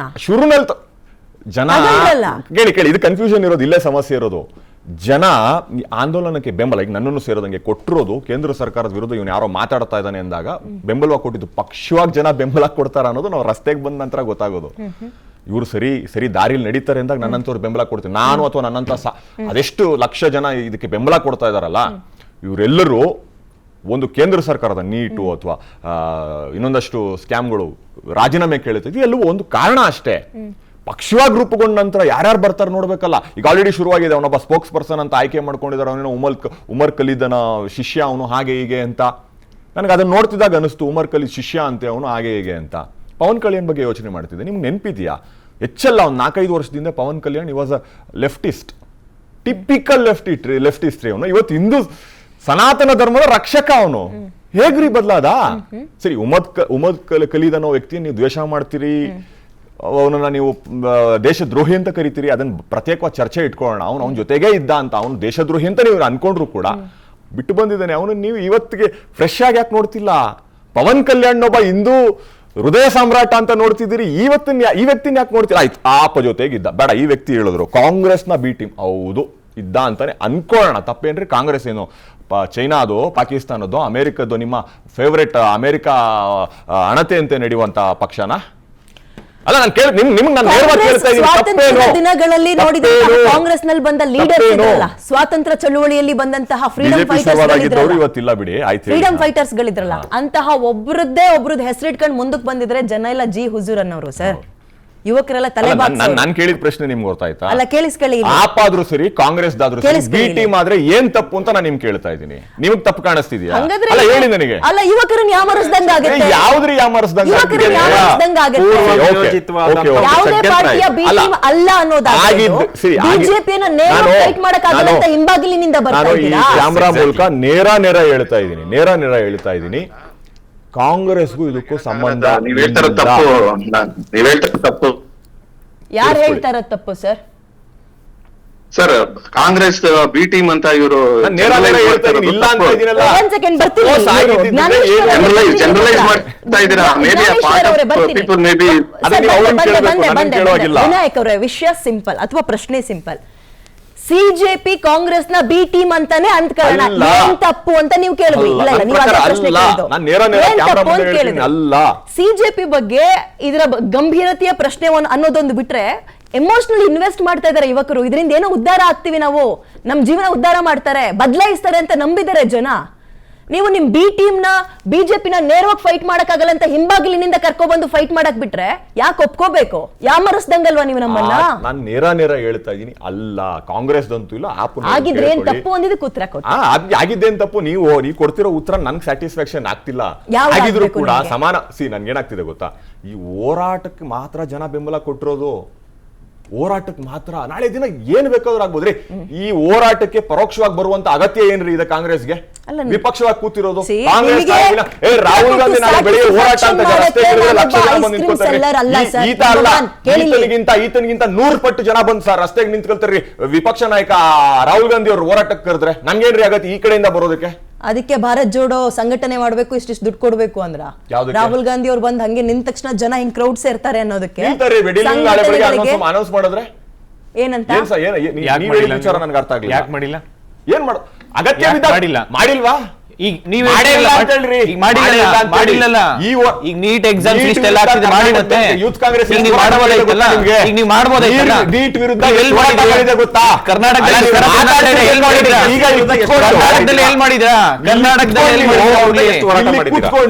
ಕೂತ್ಕೊಂಡಲ್ಲ, ಕೇಳಿಸ್ಕೊಳ್ಳೋದಲ್ಲ ನೀವು. ಮತ್ತೆ ಬೆಳಗ್ಗೆ ನೀವು ಮಾಡಕ್ಕೆ ಮಾತಾಡ್ತಿರೋ ಮಾಡಿ ಹಂಗಾದ್ರೆ ಚರ್ಚೆ ಮಾಡ್ತಿರ್ಬೇಕಾದ್ರೆ ರಾಜ್ಯ ಸರ್ಕಾರ ಮಾಡಿ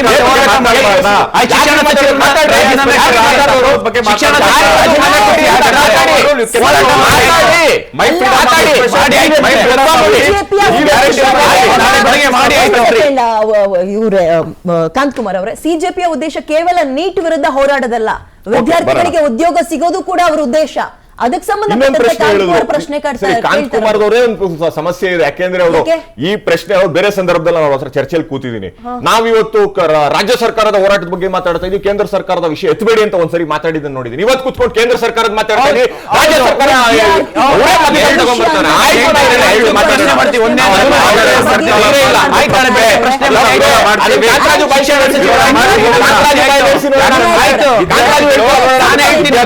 ಕೇಂದ್ರ ಸರ್ಕಾರ ಪರೀಕ್ಷೆಗಳು ತಯಾರಿ ನಡೆಸ್ತಾ ಇದ್ದಾರೆ. ಸಿಂಪಲ್ ಏನ್ ಗೊತ್ತಾ, ನಾನು ಆರಂಭದಲ್ಲಿ ಯುವ ಮುಖಂಡ ಅಂದ್ರೆ ಯುವಕರ ಪರವಾಗಿ ಅಥವಾ ಕಾಕ್ರೋಚ್ ಪರವಾಗಿ ಮಾತಾಡಕ್ ಬಂದಿದ್ದಾರೆ ಅಂದಾಗ ನೀವೇ ಒಂದು ಕ್ಲಾರಿಫಿಕೇಶನ್ ಕೊಟ್ರಿ, ಕಾಂಗ್ರೆಸ್ ಮುಖಂಡ ಅಂತ. ನಾವ್ ಯಾಕೆ ಅದನ್ನ ಡೆಸಿಗ್ನೇಷನ್ ಅನ್ನ ಅಲ್ಲಿ ಹಾಕಿಲ್ಲ ಅಂದ್ರೆ ನಮಗೆ ಇವತ್ತು ಯಾವುದೇ ಪಾರ್ಟಿಗಳು ಬೇಡವಾಗಿತ್ತು, ಆಪ್ ಅವ್ರನ್ನ ಕರ್ಸಿದ್ವಿ ಅನ್ನೋದು ಒಂದೇ ಉದ್ದೇಶ, ಬಿಕಾಸ್ ಅವ್ರ ಬಿ ಟೀಮ್ ಇರ್ಬೋದಾ ಅಂತ. ದಯವಿಟ್ಟು ಯುವಕರ ಪರವಾಗಿ, ಕಾಕ್ರೋಚ್ ಪರವಾಗಿ ಅಂತ ಹೇಳ್ತಿಲ್ಲ, ಯುವಕರ ಪರವಾಗಿ ಮಾತಾಡಿ ಅಂತ ಕೇಳಿ. ನಾನು ಇಲ್ಲಿವರೆಗೂ ಯುವಕರ ಪರವಾಗೇ ಇದನ್ನ ಮಾತಾಡ್ತಾ ಬಂದಿದ್ದೀನಿ. Congress B team, Congress C team, ಅದು ಇವ್ರು ಹೇಳಿದ್ದು ಅವ್ರಿಗೆ ಕೇಳ್ರಿ. ನೀವು ಒಪ್ಕೊಂಡ್ರಲ್ಲ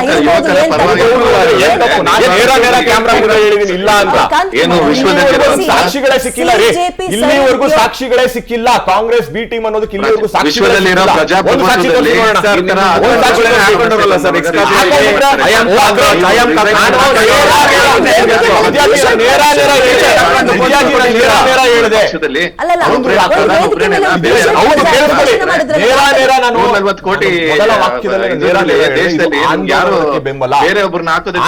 ಬೆಂಬಲ. ನಾವು ರಾಜಕೀಯ ಪಕ್ಷವಾಗಿ ನಾವು ಅವ್ರ ಜೊತೆ 120-130 ವರ್ಷ ಇತಿಹಾಸ ಇರೋ ರಾಜಕೀಯ ಪಕ್ಷ ಅವ್ರ ಜೊತೆಗೆ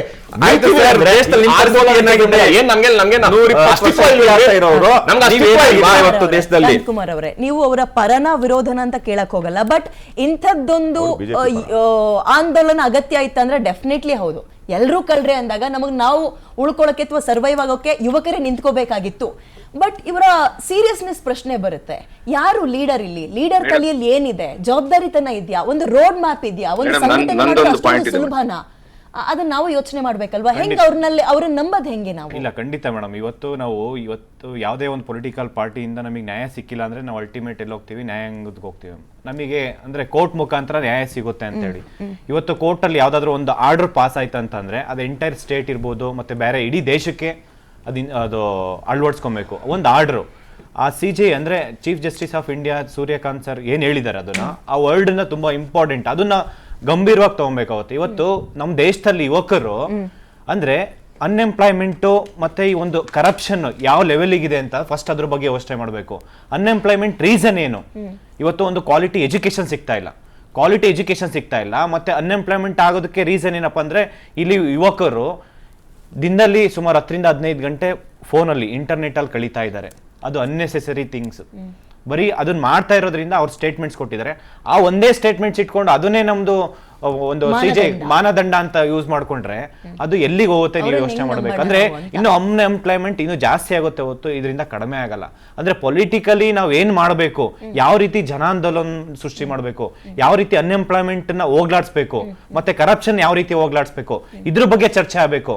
ಮತ್ತೆ ನೀವು ಬರೀ ಸೋಷಿಯಲ್ ಮೀಡಿಯಾದಲ್ಲಿ ನಂಬರ್ಸ್, ಈಗ ಒಂದು ಫಾರ್ ಎಕ್ಸಾಂಪಲ್ ಏನು ಇವತ್ತು 10 ಲಕ್ಷ ಒಂದು ಒಬ್ಬ ಫಾಲೋವರ್ಸ್ 10 ಲಕ್ಷ ಇದ್ರೂ ಇಲ್ಲಿ ಪೊಲಿಟಿಕಲ್ ಅಂದ್ರೆ ಎಲೆಕ್ಷನ್ ನಿಂತ್ಕೊಂಡಾಗ ಅದು ತೋಟ್ ಬೀಳಲ್ಲ.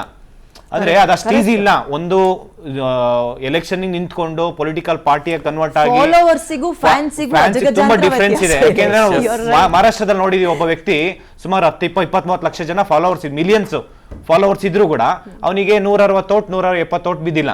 ಅಂದ್ರೆ ಆ ರೀತಿ ನಾವು ಮಾನದಂಡ ಇಟ್ಕೊಂಡು ಇವತ್ತು ಯುವಕರನ್ನ ಎಜುಕೇಶನ್, ಕ್ವಾಲಿಟಿ ಆಫ್ ಎಜುಕೇಶನ್ ಕೊಡಬೇಕು.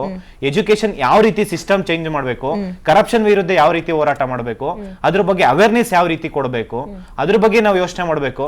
ಇವತ್ತು ಕಾಂಗ್ರೆಸ್ ಇರ್ಲಿ, ಬಿಜೆಪಿ ಇರ್ಲಿ, ಇವತ್ತು ಕಾಂಗ್ರೆಸ್ ಬಿಜೆಪಿ ರೂಲ್ ಮಾಡ್ತಿದೆ ಅಂತಂದ್ರೆ ಕಾಂಗ್ರೆಸ್ ಹೋರಾಟ ಮಾಡದೇ ಇರೋ ರೀಸನ್ ಇವತ್ತು ಕಾಕ್ರೋಚ್ ಜನತಾ ಪಾರ್ಟಿ ಬಂದಿರೋಂಥದ್ದು. ಇವತ್ತು ಕಾಕ್ರೋಚ್ ಜನತಾ ಪಾರ್ಟಿ ಉಟ್ಕೊಂಡಿರೋದ್ ರೀಸನ್ ಏನಪ್ಪಾ ಅಂದ್ರೆ ಬಿಕಾಸ್ ಆಫ್ ಕಾಂಗ್ರೆಸ್ ಇಂದ ಹೋರಾಟ ಮಾಡಕ್ಕಾಗಿಲ್ಲ ಬಿಜೆಪಿಗೆ. ಅದಕ್ಕೆ ಆ ರೀಸನ್ ಇಂದ ಇದು ಉಟ್ಕೊಂಡಿರೋದು. ಇವತ್ತು ನೀಟ್ ಎಕ್ಸಾಮ್ಸ್ ಮೇಡಮ್ ಅರ್ಥ ಅಲ್ಲ ಸರ್, ಒಂದ್ ನಿಮಿಷ ಹೇಳ್ಬಿಡ್ತೀನಿ ಮೇಡಮ್. ಇವತ್ತು ಈ ಕಾಂಗ್ರೆಸ್ ಅವರು ಬರೀ ಒಂದು ಬಿಜೆಪಿ ಅವ್ರು ತಪ್ಪು ಮಾಡಿದ್ದಾರೆ ಅಂತ ಹೇಳ್ಬಿಟ್ಟು ಒಂದಿನ ಫ್ರೀಡಂ ಪಾರ್ಕ್ ಹೋಗ್ಬಿಟ್ಟು I with cockroach Janata party ಅನ್ಬಿಟ್ರೆ ಆಗಲ್ಲ. ಅದು ಸ್ಟೂಡೆಂಟ್ಸ್ ಪರವಾಗಿ, ಯುವಕರ ಪರವಾಗಿ ಇವತ್ತು ರಾಜ್ಯದಲ್ಲಿ ಇರ್ಬೋದು, ದೇಶದಲ್ಲಿ ಇರ್ಬೋದು ಸಾಯ್ತಾ ಇದ್ದಾರೆ. ಇವತ್ತು ನೀಟ್ ಎಕ್ಸಾಮ್ ಬರ್ಬಿಟ್ಟು ಒಂದ್ಸತಿ ಎಕ್ಸಾಮ್ ಪಾಸ್ ಆಗಿ ಇನ್ನೊಂದ್ಸತಿ ಪಾಸ್ ಆಗೋದಕ್ಕೆ ಆಗಲ್ಲ. ಸೇಮ್ ಅದೇ ಎನರ್ಜಿ ಇರಲ್ಲ. ನೀಟ್ ಎಕ್ಸಾಮ್ ಪುನಃ ಆಗ್ತಾ ಇದೆ ಅಂತ ಒಂದ್ 4-5 ಜನ ಸತ್ರು ಅಂಡ್ ನಮ್ಮಲ್ಲಿ ಉದ್ಯೋಗ ಸಿಗ್ತಿಲ್ಲ ಅಂತ ರಾಜ್ಯದಲ್ಲಿ ಸಾಯ್ತಾ ಇದ್ದಾರೆ. ಇವತ್ತು ಬಿಜೆಪಿ ಕಾಂಗ್ರೆಸ್ ಎರಡೂ ಏನು ಹೊರತಾ ಇಲ್ಲ ಈ ಆರೋಪಗಳಿಂದ. ಇವತ್ತು ನಾನು ಹೇಳ್ತೀನಿ, ಬಿಜೆಪಿಗೂ ಹೇಳ್ತೀನಿ ಮೇಡಮ್, ಇವತ್ತು ಕರ್ನಾಟಕದಲ್ಲಿ ಇಷ್ಟೆಲ್ಲ ಕರಪ್ಷನ್ ಆಗ್ತಾ ಇದೆ, ಅನ್ಎಂಪ್ಲಾಯ್ಮೆಂಟ್ ರೇಟ್ ಜಾಸ್ತಿ ಆಗ್ತಿದೆ, ರೆಕ್ರೂಟ್ಮೆಂಟ್ ಆಗ್ತಾ ಇಲ್ಲ. ಬಿಜೆಪಿ ಅವರು ಬಂದು ರೋಡ್ ಬಂದು ಹೋರಾಟ ಮಾಡ್ಬೇಕಾಯ್ತು. ಕೊಟ್ಟು ಒಬ್ಬ ಹೆಣ್ಮಗಳು ಸತ್ತಿರೋದನ್ನು ನಾನು ಹೇಳ್ತಿದ್ದೀನಿ, ಬಿಜೆಪಿಗೂ ಪ್ರಶ್ನೆ ಮಾಡ್ತೀವಿ. ರಾಜ್ಯದಲ್ಲಿ ಉದ್ಯೋಗ ಕೊಡ್ತಾ ಇಲ್ಲ, ಗೌರ್ಮೆಂಟ್ ಕೆಲಸ ಬೇಕು, ಗೌರ್ಮೆಂಟ್ ಅನ್ನನೇ ತಿನ್ಬೇಕು. ಇದೇ ರೀತಿ ಆಂದೋಲನ ನಾವು ಮಾಡ್ತಾ ಇದೀವಿ. ಬಿಕಾಸ್ ಯಾಕೆ ಅಂತಂದ್ರೆ ಬಿಜೆಪಿ ಅವ್ರು ಸಪೋರ್ಟ್ ಮಾಡ್ತಾ ಇಲ್ಲ ಯಾವುದೇ ಹೋರಾಟಕ್ಕೆ, ಎಲ್ಲೋ ಕೆಲವೊಬ್ರು ಅಷ್ಟೇ ಹೋರಾಟ ಸಪೋರ್ಟ್ ಮಾಡ್ತಾ ಇರೋಂಥದ್ದು. ಅವಕಾಶ ಕೊಡಿ ಮೇಡಮ್. ಎಸ್ ಮಾತಾಡಿ ಸರ್. ಮೇಡಮ್ ಏನಂದ್ರೆ ಇವಾಗ ಬಿಜೆಪಿ ಅವ್ರಿಗೆ ಪ್ರಶ್ನೆ ಮೇಡಮ್, ಇದು ಇಡೀ ಭಾರತದಲ್ಲಿ ಅತ್ಯಂತ ದೊಡ್ಡ ಪಕ್ಷ, ನಾವು ಅದಕ್ಕೆ ಕಂಗ್ರಾಚುಲೇಟ್ ಮಾಡೋಣ. ಇವಾಗ ಪ್ರಧಾನ ಅವ್ರ ಮೇಲೆ ಅಷ್ಟು ಗುರುತರವಾದ ಆಪಾದ ಇದೆ, ಮತ್ತೆ ನಿಮ್ಗೆ ಗೊತ್ತು ಅದ್ರದ್ದು extent of the disaster we everybody know. ಅವ್ರಿಗೆ ಬೇರೆ ಆಲ್ಟರ್ನೇಟಿವ್ ಯಾರು ಮಿನಿಸ್ಟರ್ ಮಾಡಕ್ಕೆ ಅವ್ರಿಗೆ ಯೋಗ್ಯತೆ ಇಲ್ವಾ, ಅಥವಾ ಅವ್ರಿಗೆ ಯಾರ್ದು ಕ್ಯಾಂಡಿಡೇಟ್ಸ್ ಇಲ್ವಾ, ಏನ್ ಗತಿನೇ ಇಲ್ವಾ? ನಮ್ಮ ಹಿಸ್ಟ್ರಿ ನೋಡ್ಕೊಂಡ್ ಬಂದ್ರೆ 70 ವರ್ಷದಲ್ಲಿ ಎಲ್ಲಾ ಪಕ್ಷದಲ್ಲೂ ಈ ತರ ಫೇಲ್ಯೂರ್ ಆದವಾಗ, ಒಂದು ಆಕ್ಸಿಡೆಂಟ್ ಆದ್ರೆ, ಯಾವ್ದಾದ್ರು ಒಂದು ರೈಲ್ ಆಕ್ಸಿಡೆಂಟ್ ಆದ್ರೆ ರಿಸಿಗ್ನೇಷನ್ ಮಾಡಿರುವಂತದ್ದು ನಾನು ಚಿಕ್ಕ ವಯಸ್ಸಿಂದ ನೋಡಿದೀನಿ, ನಾನು ಬುದ್ಧಿ ಬಂದವಾಗಿಂದ. ಇಷ್ಟು ದೊಡ್ಡ ಮಟ್ಟದ 23-25 ಲಕ್ಷ ಜನರ ಬಾಳ್ನ ಹಾಳು ಮಾಡ್ತಾ ಇದ್ದಾರೆ ಅಂದವಾಗ ಇಟ್ ಈಸ್ ಈ ತರ ಪ್ರಾಬ್ಲಮ್ಗಳು ಬರುತ್ತೆ. ಅದನ್ನ ಅಕ್ಸೆಪ್ಟ್ ಮಾಡ್ಕೊಂಡೇದ್ರು ಒಂದು ಎಕ್ಸ್ಕ್ಯೂಸ್ ಕೊಡ್ಬೇಕಂದ್ರೆ ಅವರು ರಿಸೈನ್ ಮಾಡ್ಬೇಕು. ಅದನ್ನ ಮಾಡಕ್ಕೆ ಹಿಂದೇಟ್ ಆಗ್ತಾ ಇದಾರೆ ಅಂದ್ರೆ ಏನ್ ಬಿಜೆಪಿ ಏನು ಇದರಿಂದ ಬಂದಿದ್ಯಾ, ಏನೋ ಮೇಲಿಂದ ಬಂದಿದ್ಯಾ, ಸ್ವರ್ಗದಿಂದ ಬಂದಿದ್ಯಾ? ಏನ್ ಬಂದಿಲ್ಲ ಅಲ್ವಾ?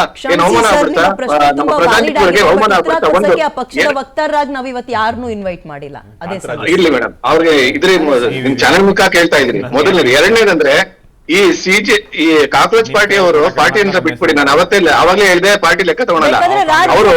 ಅವರೊಂದಷ್ಟು ಉದ್ಯೋಗ ಸೃಷ್ಟಿ ಆಗ್ತಾ ಇಲ್ಲ, ಕೆಲಸ ಕೊಡ್ತಾ ಇಲ್ಲ, ಗೌರ್ಮೆಂಟ್ ಕೆಲಸ ಅಂತ ಅದ್ರ ಬಗ್ಗೆ ಪ್ರಶ್ನೆ ಮಾಡಿ ವಿನಾಯಕ್ ಅವರು ಉತ್ತರ ಕೊಡ್ತಾರೆ ಕಾಂಗ್ರೆಸ್ ಮುಖಂಡರಾಗಿ. ಕೊಡ್ತೀವಿ.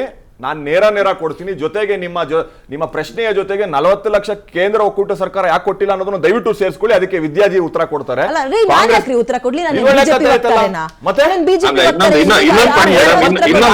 ಒಂದ್ ನಿಮಿಷ ದಯವಿಟ್ಟು. ನಾನು ಏನ್ ಹೇಳ್ತೀನಿ ಅಂದ್ರೆ, ಕಾಂಗ್ರೆಸ್ ಪಾರ್ಟಿಯವರು ಒಂದು 5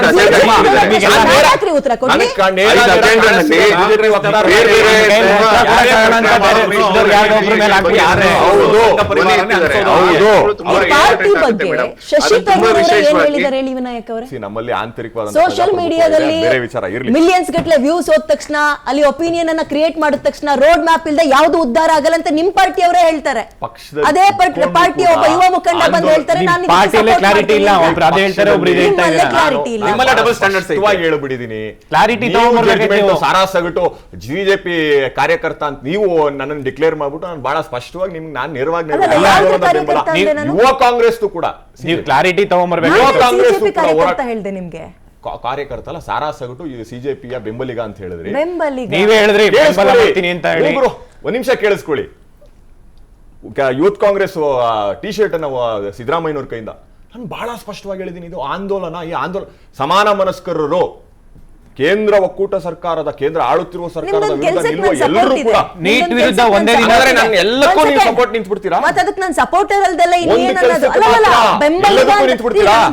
ಎಲ್ಲದಕ್ಕೂ ನಿಂತ್ಬಿಡ್ತೀರಾ?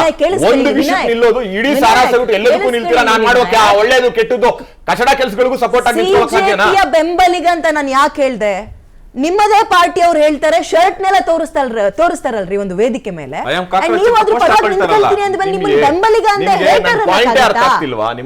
ಯಾವ್ದ್ರಿ ನಿಮ್ ಪಾಯಿಂಟ್? ಎಲ್ಲದಕ್ಕೂ ಸಪೋರ್ಟ್ ಆಂದೋಲನಕ್ಕೆ ಜೊತೆಗೆ ನಿಲ್ತಿದೀವಿ ಅಂತ ಕೂಡಲೇ ಸಾರಾ ಸಗಟು ಅವ್ರು ಮಾಡೋ ಎಲ್ಲದಕ್ಕೂ ಬೆಂಬಲವಾಗಿ ಇರ್ತೀವಿ ಅಂತನಾ? ನೀವು ನೀವು ಈ ಡಿಬೇಟ್ ಕೂತಿದ್ರಿ ಅಂದ್ರೆ ಈ ಡಿಬೇಟ್ ಮಾತ್ರ ಸೀಮಿತ, ಯಾರ ಪರವೂ ಅಲ್ಲ, ಯಾರ ವಿರುದ್ಧವೂ ಅಲ್ಲ. ಹೌದು ಅಲ್ವೇ? ನಾವು ಅಷ್ಟೇನೆ ಸಮಾನ ಮನಸ್ಕರರು ಕೇಂದ್ರ ಸರ್ಕಾರದ ವಿರುದ್ಧ ಹೋರಾಟ ಮಾಡ್ತಾ ಇದ್ದಾರೆ ಅಂದ್ರೆ ಈ ಕ್ಷಣಕ್ಕೆ ನಾವು ಅವ್ರ ಜೊತೆಗಿದ್ವಿ. ನಾಳೆ ದಿನ ಅವ್ರು ನಮ್ಮ ವಿರುದ್ಧ ಬಂದ್ರೆ ನಾವು ಅವ್ರ ವಿರುದ್ಧ ನಿಂತ್ಕೋತೀವಿ.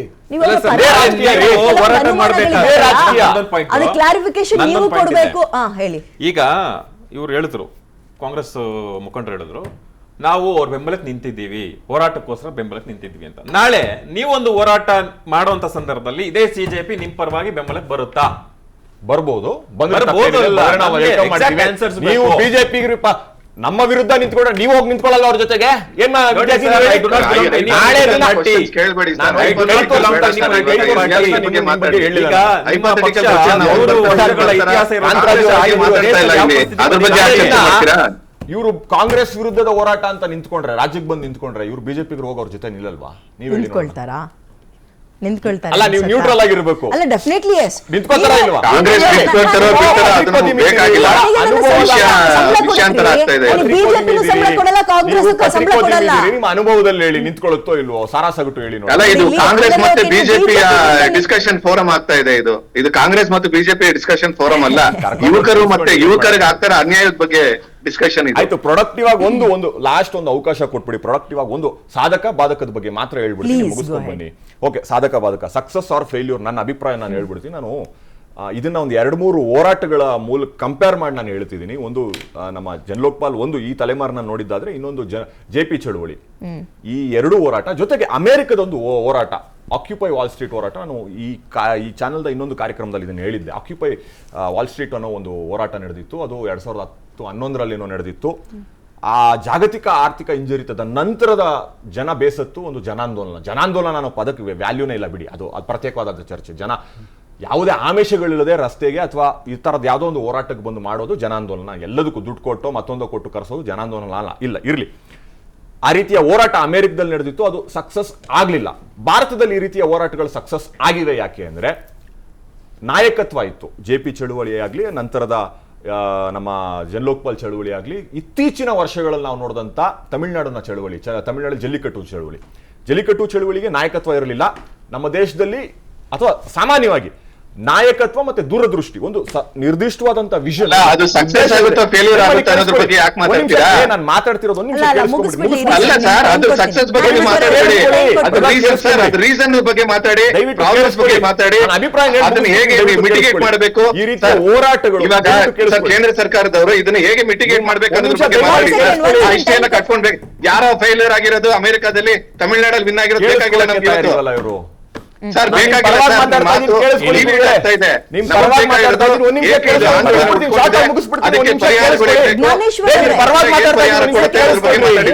ಸರ್ ಒಂದ್ ಸೆಕೆಂಡ್. ಓಕೆ, ಅವ್ರು ಮುಗಿಸ್ಬಿಡ್ಲಿ, ನಿಮ್ಗೆ ಮುಗಿಸ್ಬಿಡ್ತೀನಿ. ಸಕ್ಸಸ್ ಆಗ್ಲಿಲ್ಲ ಯಾಕೆ ಅಂದ್ರೆ ಅಲ್ಲಿ ನಾಯಕತ್ವ ಇರಲಿಲ್ಲ ಮತ್ತೆ ನಿರ್ವಹಿಸುವಂತ ಗುರಿ ಇರಲಿಲ್ಲ. ಇಲ್ಲಿ ನಾನು ಶುರುವಾದಾಗ ಅನ್ಕೊಂಡಿದ್ದೆ ಅಂತದ್ದೇ ಏನೋ ಆಗ್ಬಹುದು ಇಲ್ಲಿ ಅಂತ, ಆದ್ರೆ ಇಲ್ಲಿ ನಾಯಕತ್ವ ಎಮರ್ಜ್ ಆಗ್ತಿದೆ. ಮತ್ತೆ ನಿರ್ದಿಷ್ಟವಾದಂತ ಗುರಿ, ಈ ಹೋರಾಟಕ್ಕೆ ನಿರ್ದಿಷ್ಟವಾದಂತ ಗುರಿ, ಈ ಹೋರಾಟದ ಗುರಿ ಏನಿದೆಯಲ್ಲ ಅಷ್ಟು ಈಸಿ ಇಲ್ಲ. ಅಷ್ಟು ಈಸಿಯಾಗಿ ಧರ್ಮೇಂದ್ರ ಪ್ರಧಾನ್ ರಾಜೀನಾಮೆ ಕೊಡಲ್ಲ. ನೀವೇ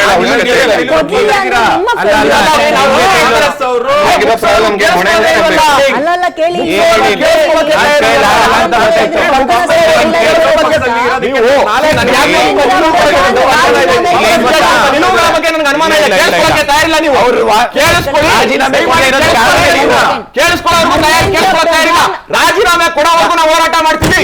ರಾಜೀನಾಮೆ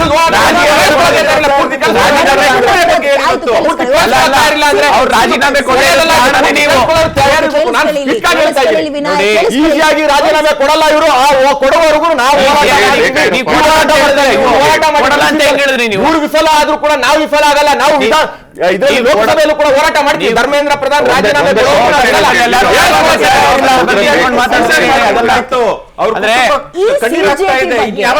ಸಿಜೆಪಿ ಬಗ್ಗೆ ನಾವ್ ಯಾಕೆ ಅನುಮಾನವನ್ನ ವ್ಯಕ್ತಪಡಿಸಬಾರ್ದು ಅಂತ ಪ್ರಶ್ನೆ ಬರುತ್ತೆ.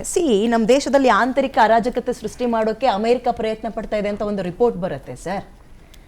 ಅಂಡ್ ಈ ಮನುಷ್ಯ ಈಗ ಏರ್ಪೋರ್ಟಿಗೆ ಬರ್ತಿದ್ದಂಗೆ ಒಂದು ಅದ್ದೂರಿ ವೆಲ್ಕಮ್ ಸಿಕ್ತಲ್ಲ, ಅವ ಎಲ್ಲಿ ಕುತ್ಕೊಂಡು ಆಪರೇಟ್ ಮಾಡ್ತಾ ಇದ್ದ ಅನ್ನೋದು ಕೂಡ ಗೊತ್ತಿದೆ. ಯಾಕೆ ಅನುಮಾನ ವ್ಯಕ್ತಪಡಿಸಬಾರ್ದು? ಆಮೇಲೆ ಫಂಡಿಂಗ್ ಎಲ್ಲಿಂದ ಬರ್ತಾ ಇದೆ? ಇದು ಕಾಸಿಲ್ದೆ ಆಗೋ ಕೆಲಸನ, ಇದನ್ನೆಲ್ಲ ನೋಡ್ಬೇಕಲ್ಲ. ಇಲ್ಲ, ಈಗ ನಾವು ಸಿಜೆಪಿ ಒಂದು ನಿಮ್ ಜೊತೆ ಅಸೋಸಿಯೇಷನ್ ಅದೊಂದು ಮೈನು, ನಾನು ಮರ್ತ್ಬಿಟ್ಟೆ. ಅದೇ ಸೊ ನಿಮ್ ಬಗ್ಗೆ ಅನುಮಾನ ಪಡಿಸೋದಾ ಅಥವಾ ಸಿಜೆಪಿ ಬಗ್ಗೆ ಅನುಮಾನದಿಂದ ನೋಡೋದಲ್ಲ? ಇಲ್ಲ, ಯಾರ ಬಗ್ಗೆ ಯಾಕೆ ಅನುಮಾನ ಪಡಬೇಕು? ಎಲ್ಲರೂ ನಮ್ಮ ದೇಶದ ಪ್ರಜೆಗಳನ್ನೇ ಒಂದು ಧ್ವನಿ ಎತ್ತುತ್ತಾ ಇದ್ದಾರೆ. ಆಲ್ರೆಡಿ ಅನುಮಾನ ಪಡ್ಬೇಕಾಗಿರೋದು ಸರ್, ಅನುಮಾನ ಪಡ್ಬೇಕಾಗಿರೋದು ಇಂಟೆಲಿಜೆನ್ಸ್ ಬ್ಯೂರೋ. ನಾವೆಲ್ಲ ಅನುಮಾನ ಪಡ್ಬೇಕಾಗಿರೋದು ನಾವು ಕಾಮನ್ ಪೀಪಲ್ ಆಗಿ ನಾವು ಆಗ್ತಾ ಇರೋ ಒಂದು ಸಂದರ್ಭದ ಬಗ್ಗೆ ಮಾತಾಡ್ಬೇಕಲ್ವಾ ಸರ್? ಈಗ ನಮ್ಗೆ ನೀವ್ ಹೇಳ್ತಾ ಇರೋದು ಕರೆಕ್ಟ್. ಸಿಜೆಪಿ ನ ಬಂದ್ಬಿಟ್ಟು ನೀವು Aam Aadmi party B team ಅಥವಾ ಇನ್ನೊಂದು ಪಾರ್ಟಿದು ಬಿ ಟೀಮು ಅಂತ ಹೇಳಿದ್ರೆ ಅಲ್ಲಿ ಒಂದು ಸಂಘಟನೆ ಮಾಡ್ತಾ ಇರುವಂತ ಅಥವಾ ಪ್ರತಿಭಟನೆ ಮಾಡ್ತಾ ಇರೋರಿಗೆ ಒಂದು ಅವಮಾನ ಮಾಡ್ದಂಗೆ. ಯಾಕೆ ಅಂತ ಹೇಳಿದ್ರೆ ಇವಾಗ BJPಗೆ ಒಂದು 150 ಬಿ ಟೀಮ್ಗಳಿದ್ದಾವೆ, ಅವ್ರ ಪಾಡಿಗೆ ಅವ್ರು ಕೆಲಸ ಮಾಡ್ಕೊಂಡಿರ್ತವೆ ಆಯ್ತಾ. ಈಗ ಯಾರ್ದೋ ಒಂದು ಪಕ್ಷದ ವಿರುದ್ಧ ಅಲ್ಲ ಇದು. ಈ ಟೈಮಲ್ಲಿ ಕಾಂಗ್ರೆಸ್ ಇದ್ರೂ, ಕಾಂಗ್ರೆಸ್ ಸೆಂಟ್ರಲ್ ಗೌರ್ಮೆಂಟ್ ಅಲ್ಲಿ ಇದ್ರೂ ವ್ಯವಸ್ಥೆಯ ವಿರುದ್ಧ ನಾವು ಪ್ರತಿಭಟನೆ ಮಾಡ್ತಿರೋದು. ಏನು ನಾವೊಂದು ಬೆಂಬಲ ಸೂಚಿಸ್ತಾ ಇದ್ದೀವಿ CJPಗೆ, ಕಾಕ್ರೋಚ್ ಜನತಾ ಪಾರ್ಟಿಗೆ. ಸೊ ಅದು ಪೊಲಿಟಿಕಲ್ ಪಾರ್ಟಿಯಾಗಿ ಹೊರಹೊಮ್ಮೋದಲ್ಲ, ಅಟ್ ಅ ಲೇಟರ್ ಪಾಯಿಂಟ್. ಆಮೇಲೆ ಪರಿವರ್ತನೆ ಜಗದ ನಿಯಮ, ಏನದನ್ನೇನು ನೀವು ಅಲ್ಲಗೆಳಿಬೇಕಾಗಿಲ್ಲ. ಅವ್ರು ಪಾರ್ಟಿ ಫಾರ್ಮ್ ಮಾಡಿದ್ರು ಮಾಡ್ಬೋದು, ಇಲ್ಲ ಅಂದ್ರೂ ಇರ್ಬೋದು. ಈಗ ಒಂದು ಧ್ವನಿಯಾಗಿದ್ದಾರೆ. ನಾವು ಯೋಚನೆ ಮಾಡಬೇಕಿರೋದು ನಮ್ಮ ಯುವಕರ ಬಗ್ಗೆ. ಈಗ ನೀಟ್ ಎಕ್ಸಾಮ್ ಅಲ್ಲಿ ಈ ರೀತಿ ಆಗ್ತಾ ಇದೆ ಅಂತ ಹೇಳಿದ್ರೆ, ಆ ಸತ್ತೋಗಿರೋರ್ದು ಪ್ರೊಫೈಲ್ ನೋಡ್ತಿದ್ರೆ ನಿಮಗೆ ಗೊತ್ತಾಗತ್ತೆ. 5 ಲಕ್ಷ 6 ಲಕ್ಷ ರೂಪಾಯಿ 2 ವರ್ಷಕ್ಕೆ ಫೀಸ್ ಕಟ್ಕೊಂಡು ಅವರು ಬಡ ಕೂಲಿ ಕಾರ್ಮಿಕರು ಮನೆಗಳನ್ನೆಲ್ಲ ಮಾರ್ಬಿಟ್ಟು ಎಲ್ಲ ಬಂದಿದ್ದಾರೆ.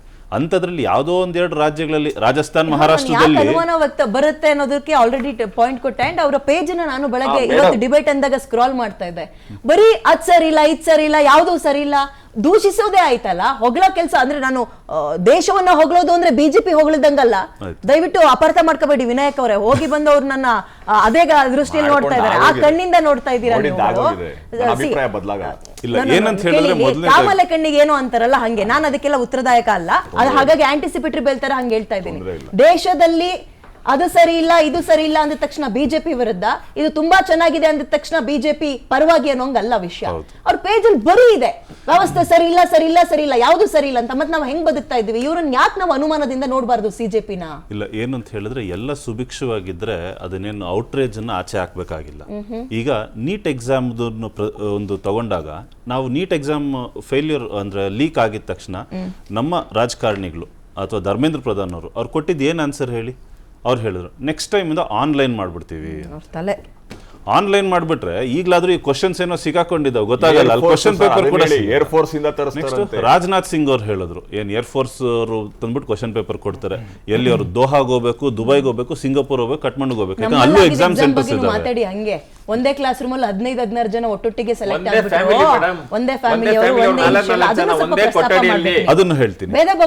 ಇಲ್ಲ, ಭೇದ ಭಾವ ಇಲ್ಲ, ಕರ್ನಾಟಕ ರಾಜ್ಯದಲ್ಲೂ ನಡೆದಿದೆ ಅಲ್ವಾ ವಿನಾಯಕ್ ಅವರೇ? KPSC ಕರ್ಮಕಾಂಡದ ಬಗ್ಗೆ ಮಾತಾಡದೇ ಇರೋದು ಸಾಧ್ಯ? ಒಬ್ಬ ಯುವಕನಾಗಿ ಮಾತಾಡ್ಲೇಬೇಕು ಅಲ್ಲಿ ಆಗಿರುವಂತ ಅವ್ಯವಹಾರದ ಬಗ್ಗೆ.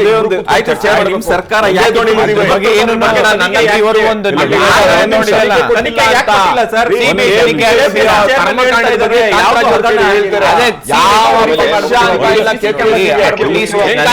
ಯಾವ್ದಾದ್ರು ಪಕ್ಷ ಇದೆ KPSC ಪಕ್ಷ ಇಲ್ಲ. ನಾನು ಹೇಳೋದ್ರಿಂದ ಇವಾಗಲೂ ಅಟ್ಲೀಸ್ಟ್ CBI ತನಿಖೆ ಕೊಡಿ. ನೋಡಿ, ಎಕ್ಸಾಮ್ಗಳಲ್ಲಿ ಯಾವ ಸರ್ಕಾರದ ಅವಧಿಯಲ್ಲಿ ಆಗಿಲ್ಲ ಕಾಂತರಾಜ್ ಅವರು. ನಿಮ್ ಸರ್ಕಾರ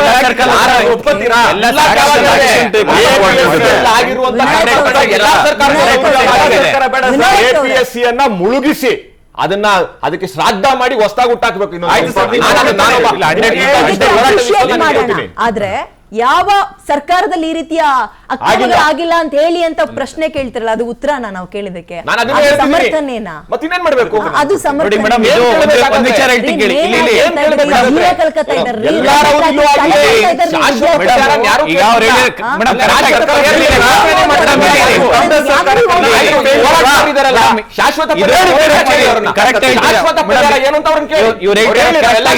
ಯಾಕಂದ್ರೆ BJP ಅವರು ಮಾಡಿದ್ದಾರೆ, JDS ಅವರು ತಪ್ಪು ಮಾಡಿದ್ದಾರೆ, ನಾವು ಕಾಂಗ್ರೆಸ್ ಅವರು ತಪ್ಪು ಮಾಡ್ತೀವಿ. ನೋಡಿ ಸರ್, ನೀವ್ ಹೇಳ್ಕೊಂತೀರಿ ಎಲ್ಲಾ ಪಕ್ಷದಲ್ಲೂ ಆಗಿದೆ, ಅಕ್ಸೆಪ್ಟ್ ಮಾಡ್ಕೊಂತೀವಿ. ಇವತ್ತು ಎಲ್ಲಾ ಪಕ್ಷದಿಂದ ಆಗಿರೋದಕ್ಕೆ ಇವತ್ತು ಕರ್ನಾಟಕದಲ್ಲೂ ಒಂದು ಯುವಕರ ಪಾರ್ಟಿ ಉಟ್ಕೊಳುತ್ತೆ. ಆದ್ರೂ ನಿಮ್ಮ ವಿರುದ್ಧ ಹೇಳ್ತೀನಿ ಕೇಳಿ, ಯಾಕೆ ಅಂತ ಹೇಳ್ತೀನಿ. ಇವತ್ತು KPSC ಇಷ್ಟೆಲ್ಲ ಹಗರಣ ಆಗಿದೆ. ಅದು ನೀಟ್ ಎಕ್ಸಾಮ್ಸ್ ಅಲ್ಲಿ ಅಷ್ಟಾದಾಗ NTA ಮೇಲೆ CBI ತನಿಖೆ ಕೊಟ್ಟರು ಸೆಂಟ್ರಲ್ ಗೌರ್ಮೆಂಟ್. ನಾವು ಅದನ್ನ ಅಪ್ರಿಶಿಯೇಟ್ ಅಟ್ಲೀಸ್ಟ್ ನಾವು 100ಕ್ಕೆ ಇನ್ನೊಂದು 100ಕ್ಕೆ 1% ಆದ್ರೂ ನಾವು ಅಕ್ಸೆಪ್ಟ್ ಮಾಡ್ಕೊಂತೀವಿ. ಸೆಂಟ್ರಲ್ ಗೌರ್ಮೆಂಟ್ CBI ಕೊಟ್ಟರು ಅಂತ. KPSC ಆಗಿರೋ ನೀವು CID ತನಿಖೆ ಕೊಟ್ಟಿಲ್ಲ, SID ಕೊಟ್ಟಿಲ್ಲ, CBI ತನಿಖೆ ಕೊಟ್ಟಿಲ್ಲ. ಇವತ್ತು ನೀವು ಸೆಂಟ್ರಲ್ ಗೌರ್ಮೆಂಟ್ ಇಷ್ಟೆಲ್ಲ ನೀವು ಹೇಳ್ತೀರಾ, ಇವರೇ ಒಪ್ಕೊಂತ ಇದಾರೆ ಮೇಡಮ್, ಶಿಕ್ಷಣ ಸಚಿವರು ರಾಜೀನಾಮೆ ಕೊಡಲ್ಲ ಅಂತ ಹೇಳಿ. ಅಂದ್ರೆ ನಿಮ್ ಕೈಲಿ ಹೋರಾಟ ಮಾಡಿ ಅವ್ರನ್ನ ರಾಜೀನಾಮೆ ಕೊಡ್ಸೋ ಅಂತ ಕೆಪಾಸಿಟಿ. ಅದಕ್ಕೋಸ್ಕರ ಇವತ್ತು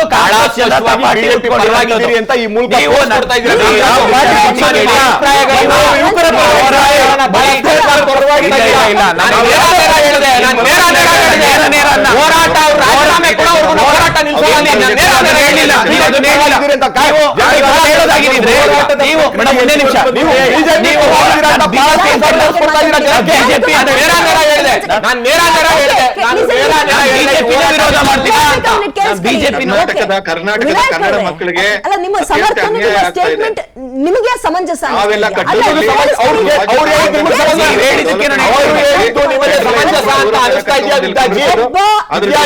ಹೇಳಿದ್ದು ನಿಮಗೆ ಸಮಂಜಸ ಅನಿಸ್ತಾ ಇದೆಯಾ? ನಾನು ನೇರ ಹೇಳಿದೆ, ಅವರು ಬಿಟ್ಟರು ನಾವು ಬಿಡೋದಿಲ್ಲ ಅಂತ ನಾನು ಹೇಳಿದೆ. ಹೇಳಿದ್ನೋ ಇಲ್ವೋ? ನೀವ್ಯಾಕೆ ಬಯಸಾಗಿದ್ದೀರಾ? ಅವ್ರು ನೇರ ಹೇಳಿದ್ರು, ನಾನು ನೇರ ಹೇಳಿದೆ. ಕಾಂಗ್ರೆಸ್ ಬಗ್ಗೆ ಪ್ರಶ್ನೆ ಮಾಡಿದ್ರೆ ನಾನು ಬಿಜೆಪಿ ವಕ್ತಾರೆ, ವಿದ್ಯಾರ್ಥಿ ಪರವಾಗಿ ಹಗಲು ರಾತ್ರಿ ಅಂತ ಹೋರಾಟ ಮಾಡ್ತಿರೋ ಈ ವ್ಯಕ್ತಿ ಕುತ್ಕೊಂಡು ನಿಮಗೆ ಪ್ರಶ್ನೆ ಮಾಡಿದ್ರು ಆತನು ಬಿಜೆಪಿ ವಕ್ತಾರ. ಏನ್ರಿ ಆಗಿದೆ ಕಾಂಗ್ರೆಸ್? ಬಿಜೆಪಿ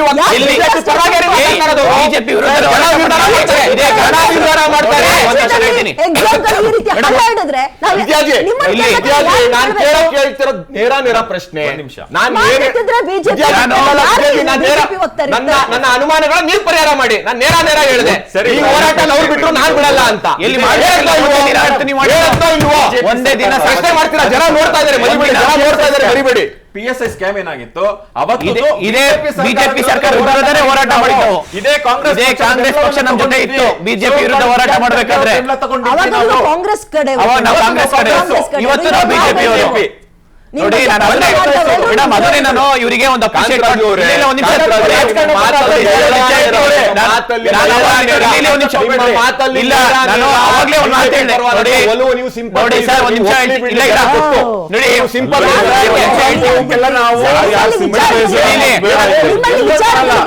ರೆಸ್ಪೆಕ್ಟ್ ಮಾಡ್ತೀನಿ. ಅವಾಗಲೇ ನಾನು ಅವಾಗ ಹೇಳಿದವರಿಗೆ ಅವ್ರನ್ನ ಬಿಜೆಪಿ ಲೇಬಲ್ ಹಾಕಿ ಚೆನ್ನಾಗಿ ಕಾಣಿಸ್ತಾ ಇಲ್ವಾ? ಕಾಣಿಸ್ತಾ ಇಲ್ವಾ? ಕಾಣಿಸ್ತಾ ಇಲ್ವಾ? ಯಾರಿಗೆ ಕಾಣಿಸ್ತಾ ಇಲ್ಲ?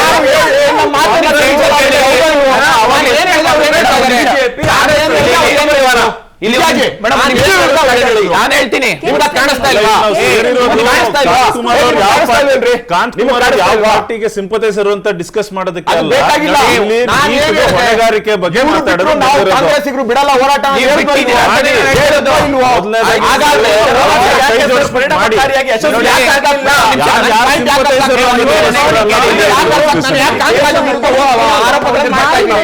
ಪರವಾಗಿ ವಿದ್ಯಾರ್ಥಿಗಳ ಪರವಾಗಿ ನಾನು ಒಂದ್ ನಿಮಿಷ ಹೇಳ್ತೀನಿ ಕೇಳಿ. ವಿವೇಕಾಂತ್ ಕುಮಾರ್ ಮೇಡಮ್ ಒಂದ್ ನಿಮಿಷ ಹೇಳ್ತೀನಿ ಕೇಳಿ. ನೋಡಿ ನೋಡಿ ಮೇಡಮ್, ಇಲ್ಲಿ ನಾವು ಬಿಜೆಪಿ ತಪ್ಪು ಮಾಡಿದಾಗ PSI ಹೋರಾಟದಲ್ಲಿ ಪ್ರತಿಯೊಂದು ದಿನಾನು ಹೋರಾಟ ಮಾಡಿ ಸುಮಾರು 2-3 ವರ್ಷ ಕಂಟಿನ್ಯೂಸ್ ಆಗಿ ಹೋರಾಟ ಮಾಡಿದ್ವಿ. ಅವತ್ತು ಕಾಂಗ್ರೆಸ್ ನಮ್ಮ ಪರವಾಗಿ ಡೇ 1 ಇಂದ ಕೊನೆ ಒಂದ್ ನಿಮಿಷ ಹೇಳಕ್ ಕೇಳ್ಬಿಡಿ. ಒಂದ್ ನಿಮಿಷ ಹೇಳ್ತೀನಿ ಕೇಳಿ.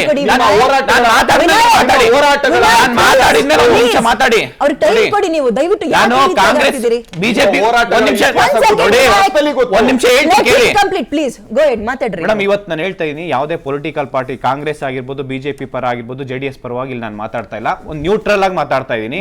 ಅವತ್ತು ಬಿಜೆಪಿ ವಿರುದ್ಧ ಹೋರಾಟ ಮಾಡಿದಾಗ ಡೇ 1 ಇಂದ ಕೊನೆ ತನಕ PSI ಎಕ್ಸಾಮ್ ಆಗೋ ತನಕ PSI ಹೋರಾಟದಲ್ಲಿ ಕಾಂಗ್ರೆಸ್ ಸಂಪೂರ್ಣವಾಗಿ ಸಪೋರ್ಟ್ ಮಾಡಿದ್ರು, ಮತ್ತೆ ಎಕ್ಸಾಮ್ ಮಾಡಿದ್ರು. ಬಿಜೆಪಿ ವಿರುದ್ಧ ನಾವು ಕೇಳಿದ್ದ ಪ್ರಶ್ನೆಗೆ ಇವತ್ತು KPSCಯಲ್ಲಿ ಏನು ನಾವು ಇಂಟರ್ವ್ಯೂ ಮಾರ್ಕ್ಸ್ ಇರ್ಬೋದು, ಮತ್ತೆ PDO ಎಕ್ಸಾಮ್ಸ್ ನಾವು ಮಾರ್ಕ್ಸ್ ಕಡಿಮೆ ಮಾಡಿದಾಗ ಎಲ್ಲದಕ್ಕೂ ಬಿಜೆಪಿ ಅದೊಂದು ಅಷ್ಟೇ ಸಪೋರ್ಟ್ ಮಾಡ್ತು, ಮತ್ತೆ ಹೋರಾಟಕ್ಕೆ ಸಂಪೂರ್ಣವಾಗಿ ಅವ್ರು ನಿಂತ್ಕೊಂಡ್ರು. ನಾನು ಕಾಂಗ್ರೆಸ್ಗೆ ಯಾಕೆ ಅಪ್ರಿಷಿಯೇಟ್ ಮಾಡ್ತೀನಿ ಅಂತಂದ್ರೆ, ಹೋರಾಟದಲ್ಲಿ ಒಂದ್ಸತಿ ನಿಂತ್ಕೊಂಡಾಗ ಕೊನೆ ತನಕ ನಮ್ಮ ಜೊತೆ ನಿಂತ್ಕೊಂಡ್ರು, ಅದಕ್ಕೆ ನಾನು ಇವಾಗ್ಲೂ ಅದೇ ಅಪ್ರಿಷಿಯೇಟ್ ಮಾಡ್ತೀವಿ. ಅದೇ ಬಿಜೆಪಿ ಅವ್ರು ನಾನು ಅವಾಗಲೇ ಫಸ್ಟ್ ಡೇ ಅವಾಗೇನೆ ಹೇಳಿದೆ, ಬಿಜೆಪಿ ಅವ್ರು ನಾವು ಇಷ್ಟು ಹೋರಾಟ ಮಾಡ್ತಾ ಇದೀವಿ, ಅಸೆಂಬ್ಲಿ ಒಳಗಡೆ ಇರ್ಬೋದು, ಆಚೆ ಆಗಿರ್ಬೋದು, ಎಲ್ಲೋ ಕೆಲವೊಬ್ರು ಅರವಿಂದ್ ಬೆಲ್ಲದ್ ಸಾರು ಮತ್ತೆ ಯತ್ನಾಳ್ ಸಾರು ಕೆಲವೊಬ್ರು ಬಿಟ್ರೆ ಹೋರಾಟಕ್ಕೆ ಬೇರೆ ಯಾರೂ ಬಂದಿಲ್ಲ ಮೇಡಮ್. ಇವಾಗೂ ನಾನು ಬಿಜೆಪಿ ಅಪೋಸೆ ಮಾಡ್ತೀನಿ. ಯಾವುದೇ ಕಾರಣಕ್ಕೂ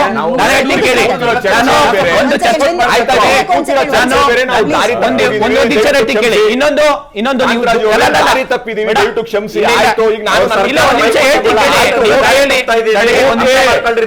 ಪರವಾಗಿ ಮಾತಾಡ್ತಾ ಇದ್ದಾರೆ. ನಿಮ್ ಪರವಾಗಿ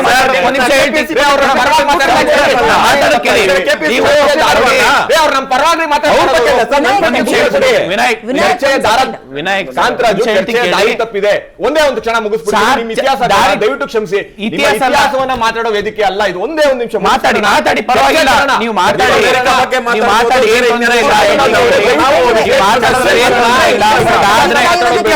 ಒಂದ್ ಸೆಕೆಂಡ್. ಓಕೆ, ಸಿಜೆಪಿ ಬಗ್ಗೆ ನಿಮ್ಗಳ ಅಭಿಪ್ರಾಯವನ್ನ ಕೇಳಬೇಕಿತ್ತು, ಕೇಳಿದ್ದೀನಿ. ಸಮಯ ಚರ್ಚೆಯನ್ನ ಮುಗಿಸುವಂತಹ ಸಮಯ. ಥ್ಯಾಂಕ್ ಯು ಸೋ ಮಚ್ ಇಷ್ಟು ಜನಕ್ಕೆ ಕಾರ್ಯಕ್ರಮದಲ್ಲಿ ಭಾಗಿಯಾಗಿದ್ದಕ್ಕೆ. ನೋಡಿ, ಸೋಷಿಯಲ್ ಮೀಡಿಯಾದಲ್ಲಿ ಒಂದು ಚಳುವಳಿಯನ್ನ ಶುರು ಮಾಡ್ತೀವಿ ಅಂತ CJP ಬರ್ತಾ ಇದೆ. ಇದನ್ನ ಮಾಡಿ ಅಥವಾ ಮಾಡಬೇಡಿ, ಇದನ್ನ ಬೆಂಬಲಿಸ್ತೀವಿ ಅಥವಾ ವಿರೋಧಿಸ್ತೀವಿ ಅಂತ ಹೇಳೋಕೆ ನಾವು ಯಾರೂ ಅಲ್ಲ. ನಿಮ್ಮ ಉದ್ದೇಶಗಳು ಸರಿಯಾಗಿದ್ರೆ ಡೆಫಿನೆಟ್ಲಿ ಕಣ್ಣು ಮುಚ್ಕೊಂಡು ಎಲ್ಲರೂ ಕೂಡ ಸಪೋರ್ಟ್ ಮಾಡ್ತಾರೆ. ಬಟ್ ನೀವು ಎಲ್ಲೋ ಕೂತ್ಕೊಂಡು ಯಾವುದೋ ದೇಶದ ಹುನ್ನಾರಕ್ಕೆ ನಮ್ಮನ್ನ ತಲೆ ಕೆಡಿಸೋ ಕೆಲಸಗಳನ್ನ ಮಾಡಕ್ ಹೋಗ್ಬೇಡಿ. ನಿಮ್ಮ ಈ CJPಯಲ್ಲಿ ಒಬ್ಬ ಭಗತ್ ಸಿಂಗ್ ಅನ್ನೋ ಅಥವಾ ಮತ್ತೊಬ್ಬ ಅಬ್ದುಲ್ ಕಲಾಂ ಅವರನ್ನೋ ಅಥವಾ ಮತ್ತೊಂದಷ್ಟು ಜನ ಸ್ವಾತಂತ್ರ್ಯ ಚಳುವಳಿಯಲ್ಲಿ ಹೋರಾಟ ಮಾಡಿದ ಲೀಡರ್ಸ್ಗಳನ್ನೋ ಕರ್ಕೊಂಡು ಬಂದು ಅಂತಹ ಉದ್ದೇಶಗಳನ್ನು ಇಟ್ಕೊಂಡು ನೀವು ಮುಂದಕ್ಕೆ ಬಂದ್ರೆ ಡೆಫಿನೆಟ್ಲಿ ಎಲ್ಲರೂ ಕಣ್ಣು ಮುಚ್ಕೊಂಡು ನಿಮ್ಮನ್ನು ನಂಬ್ತಾರೆ.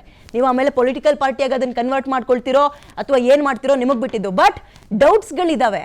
ಫಂಡಿಂಗ್ ಎಲ್ಲಿಂದ ಬರ್ತಾ ಇದೆ ಕ್ಲಿಯರ್ ಮಾಡಿ. ಎರಡನೇದು, ಒಂದು ರೋಡ್ ಮ್ಯಾಪ್ ಹಾಕೊಳ್ಳಿ. ನೀವು ಸಂಘಟನೆಯನ್ನ ಮಾಡ್ತೀರಿ ಅಂದ್ರೆ ನಿಮಗೆ ಜನ ಬೇಕು. ನಾನು ಅವಾಗಲೇ ಹೇಳಿದೆ, ಫ್ಯಾನ್ಸ್ ಬೇರೆ ಫಾಲೋವರ್ಸ್ ಬೇರೆ. ಇದೆಲ್ಲವನ್ನ ಕ್ಲಿಯರ್ ಮಾಡಿಕೊಂಡು ಜನರ ಮುಂದಕ್ಕೆ ತನ್ನಿ. ಯಾಕಂದ್ರೆ ಜನರ ಈ ಎಮೋಷನಲ್ ಇನ್ವೆಸ್ಟ್ಮೆಂಟ್ ಇದೆಯಲ್ಲ ತುಂಬಾ ಕಾಸ್ಟ್ಲಿ. ಅದು ಅದರ ವಿರುದ್ಧ ಅಥವಾ ಅದರ ಜೊತೆ ಆಟ ಆಡಬೇಡಿ ಅಂತ ಹೇಳ್ತಾ, CJP ಒಳ್ಳೆ ಕೆಲಸವನ್ನೇ ಮಾಡಬೇಕು ಅಂದ್ಕೊಂಡು ಉದ್ದೇಶ ಇಟ್ಕೊಂಡು ಬಂದಿದ್ರೆ ಡೆಫಿನೆಟ್ಲಿ CJPಗೆ ಕಣ್ಣು ಮುಚ್ಕೊಂಡು ಎಲ್ಲರೂ ಸಪೋರ್ಟ್ ಮಾಡ್ತಾರೆ. ನಾವು ಮಾಡಬೇಕು, ನೀವು ಮಾಡಬೇಕು. ಬಟ್ ಅದಕ್ಕೆ ಇನ್ನೂ ಸ್ವಲ್ಪ ಟೈಮ್ ಬೇಕು. ಅರ್ಧ ಬರ್ಧ ಬೆಂದ ಅನ್ನದಲ್ಲಿ ನಾವೇನನ್ನು ಕೂಡ ಗುರುತಿಸಕ್ಕಾಗಲ್ಲ ಅಲ್ವಾ ಅಂತ ಹೇಳ್ತಾ ಕಾರ್ಯಕ್ರಮ ಮುಗಿಸ್ತಾ ಇದ್ದೀನಿ. ನೋಡ್ತಾ ಇರಿ PNS ವಿಸ್ತಾರ. ಇದು ನಿಖರ ಮತ್ತು ಜನಪರ. Thank you.